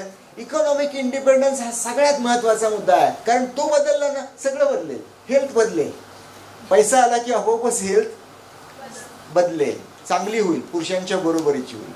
शिक्षण पैशावर अवलंबून आहे. चांगली आर्थिक परिस्थिती असेल तर. आता ही आर्थिक परिस्थिती चांगली असणं कशावर अवलंबून आहे? पुन्हा नोकऱ्या. ऐका, नोकऱ्या. एज्युकेशनचा, हा एज्युकेशनच्या नंतरचे इम्पॅक्टनी चांगली नोकरी मिळू शकेल. एज्युकेशन हा फॅक्टर आहे, पण इमिजिएट फॅक्टर कुठला आहे? इमिजिएट फॅक्टर व्यवसायाच्या संधी, नोकऱ्या आणि अर्थार्जनाची साधन. त्या अर्थार्जनाच्या साधनांपैकी सगळ्यात महत्वाचं साधन म्हणजे जमीन आहे. कारण भारतातले जवळजवळ 60-70% स्त्रिया या त्यांनी सांगितलं ना, शिंदे सरांनी सांगितलं की काय झालंय, ॲग्रिकल्चर, फेमिनायझेशन ऑफ ॲग्रिकल्चर. म्हणजे ॲग्रिकल्चर सेक्टरमध्ये इतक्या मोठ्या प्रमाणात स्त्रिया काम करतात स्त्रिया 70-72-73% हो ना शिंदे सर? 72% स्त्रिया ॲग्रिकल्चरमध्ये काम करतायत प्रत्यक्षात. आणि मालकी किती जाण्यात आहे? 12%. ही जी तफावत आहे ना, ही तफावत शिंदे सरांना अभ्यासाला प्रवृत्त करायला लागली की या विषयावर अभ्यास झाला पाहिजे, कारण ही मोठी प्रकारची तफावत आहे आणि ही तफावत दूर करायला पाहिजे. ही तफावत म्हणजे एका बाजूला स्त्रियांनी राबायचं शेतावर, पण मालकी मात्र नाही. हा कसला विरोधाभास आहे बाबा? हा त्रासदायक आहे ना, आपल्याला वाईट वाटतं की अरे असं कसं काय? हे तर शोषण आहे सरळ सरळ स्त्रियांचं. आणि मग जर अशा प्रकारची विषमता असेल तर ही विषमता का आहे? त्याची सामाजिक कारणं कोणती? त्याचे सामाजिक संदर्भ कोणते? हा, आणि हे कसं का घडतंय आणि ते कसं बदललं पाहिजे? हा समाजशास्त्राच्या कळीचा मुद्दा घेऊन त्यांनी संशोधन सुरू केलं. मग त्यांनी 4 उद्दिष्ट ठरवली, त्याच्यासाठीची फॉर्म्युलेशन केलं. त्यांनी निवडला नाशिक जिल्हा. आता संबंध भारताचा अभ्यास नाही करायचा. नाशिक जिल्हा, नाशिक जिल्ह्यातल्या काही गावांचा, काही तालुक्यांचा, त्यातल्या काही गावांचा आणि त्यातल्या काही महिलांचा सॅम्पल निवडून असा त्यांना रिस्पॉन्डंट्सचा एक गट निवडला आणि त्यातून महिलांच्या मुलाखती घेतल्या, सर्वे घेतला. तो सर्वे हा सांख्यिकी अभ्यासाचा भाग होता. बरोबर, आणि नंतर दुसरा घेतला त्यांनी कथनं, म्हणजे त्या महिलांशी जाऊन त्यांच्या कहाण्या गोळा केल्या, स्टोरीज गोळा केल्या. ज्या महिला की आपल्याला जमीन मागू इच्छित होत्या आणि त्यांना जमीन मागितल्यानंतर काहींना मिळाली, काहींना नाही, भरपूर जणांना नाही मिळाली आणि त्या संघर्षात त्या आहेत. त्या महिला काय अनुभवत आहेत, त्यांचं जीवन काय, त्यांना समाज काय म्हणतो, त्यांना कुटुंबातले लोक काय म्हणतात, वेगवेगळे आपल्या घरातलेच नातेवाईक काय म्हणतात, त्यांना काय वाटतं, मुळात त्यांना या कुटुंबाविषयी, जमिनीविषयी, मालमत्तेविषयी, मुलांविषयी, भविष्याविषयी आणि एकूणच भारताच्या आणि आंतरराष्ट्रीय पातळीवरच्या स्त्रियांच्या स्थानाविषयी काय वाटतं, ही सगळी कथनं त्यांनी गोळा केली. 20 कथनं गोळा केली. त्यापैकी बरीचशी कथनं, 10-12 कथनं वापरली गेली. कथनांचा डेटा जो आहे तो कसा आहे, क्वालिटेटिव्ह आहे, कसा आहे, गुणात्मक आहे. आणि सर्वेचा डेटा क्वांटिटेटिव्ह, संख्यात्मक आहे. या दोन्ही पातळीवरची तथ्य गोळा केली आणि त्या तथ्यांवर आधारलेलं हे निष्कर्ष, हे जे निष्कर्ष शेवटी तुम्ही पाहिले, तर तशा निष्कर्ष मांडले. आणि बाकी संशोधनाची प्रक्रिया एखादा संशोधक कशी हाताळत असतो, एखाद्या समस्येने सुरुवात करतो आणि निष्कर्षांपर्यंत येतो.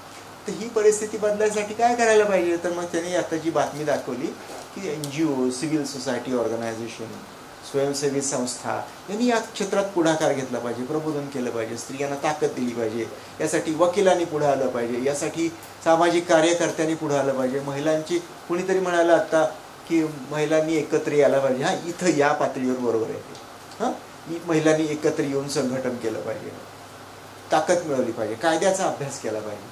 कायदेशीर सहाय्य मिळणं अवघड आहे, पैसे खूप लागतात, खूप वर्ष लढावं लागतं कोर्टामध्ये, एवढे पैसे नसतात, एवढी ताकद नसते. मग काही वकिलांनी असं करावं की बाकीच्यांकडून मी बक्कळ फी वसूल करेन पण यांच्यासाठी फुकट काम करेन, असे वकील पण तयार झाले पाहिजे. हां, तर असं सगळ्या पातळ्यांवर किंवा राज्यांनी काय करायला पाहिजे की या कायद्याचा प्रसार अधिकाधिक करावा म्हणून पुढाकार घ्यायला पाहिजे. शासनाने पुढाकार घेतला पाहिजे की हा कायदा सहजपणे लोकांपर्यंत पोचेल, माहिती होईल, त्याच्यासाठीचं प्रबोधन करणारे ट्रेनिंग्स, शिबिरं ग्रामीण भागामध्ये, असं करत मग तो टक्का वाढवला पाहिजे. आणि मग स्त्रियांना ही एक शक्यता निर्माण झाली की अरे आपण मागणी केल्यानंतर, आपण कोर्ट कचेऱ्याला लढल्यानंतर आपल्याला जमीन मिळू शकेल, अशी आशा निर्माण झाली ना की मग मागण्या वाढतील आणि मग स्त्रियांना हक्काधिकार मिळतील. आता यात स्त्रियांनी हक्काधिकार माहेरच्या जमिनीवर मिळवणं यात गैर काहीच नाही आहे. बऱ्याच जणांना आपल्या इथं असं वाटलं, शिंदे सरांनी प्रश्न विचारला की गैर आहे. अरे हे गैर काहीच नाही आहे, कायद्याने दिलेला आहे आणि हा कायद्याचा हक्काधिकार त्या स्त्रियांना मिळालाच पाहिजे. असंही आहे की तो त्या स्त्रियांना मिळाल्यानंतर त्या स्त्रियांचा हक्क त्यांच्या मुलींकडे पण जाणार आहे, लक्षात घ्या. हे मुलींना म्हणजे संपत्तीतला वाटा पुरुषांनी आपल्या बायकांशी, मुलींशी वाटून घेतला पाहिजे, हे तत्व आहे त्यामागचं. मग हे तत्व काय गैर आहे, यात काहीच गैर नाही. हां, कोणीतरी एका मुलीने सांगितलं की म्हणजे तो वाटा पुन्हा सर्क्युलेट करायचा, तो आपल्याकडे ठेवायचा नाही आहे, तो परत मुलींकडे जाणार आहे. सुनेकडं पण सुनेकडं तो जाईल, पण सुनेकडनं तो इतरांकडे पण जाणार आहे, म्हणजे स्त्रियांकडे पण जाणार आहे. त्या सुनेच्या मुलीला पण वाटा द्यायची वेळ येईल ना कधीतरी, तेव्हा ती विचार करेल ना की मुलीला द्यायचा का तिच्या सुनेला, सुनेच्या सुनेला द्यायचा का मुलीला द्यायचा. बाकी हे मुद्दा काय आहे की पुरुषांच्या हातात जर 88% जमीन आहे तर ती 88% जमीन पुरुषांच्या हातातली 50%पर्यंत झाली पाहिजे आणि स्त्रियांना जर 12% जमीन आहे तर ती जमीन 50%. हे जमिनीच्या बाबतीत जसं आहे तसंच नोकऱ्यांच्या बाबतीत झालं पाहिजे, तसंच व्यवसायांच्या बाबतीत झालं पाहिजे. आता आपण सेवा चळवळीच्या प्रणेत्या इला भट यांचं निधन झालं नुकतंच, माहिती आहे ना तुम्हाला. इला भट, त्यांची सेवा नावाची चळवळ होती, त्यांनी बचत गटांच्या माध्यमातून स्त्रियांना आर्थिक हक्काधिकार दिले. खूप मोठी चळवळ आहे गुजरातमधली.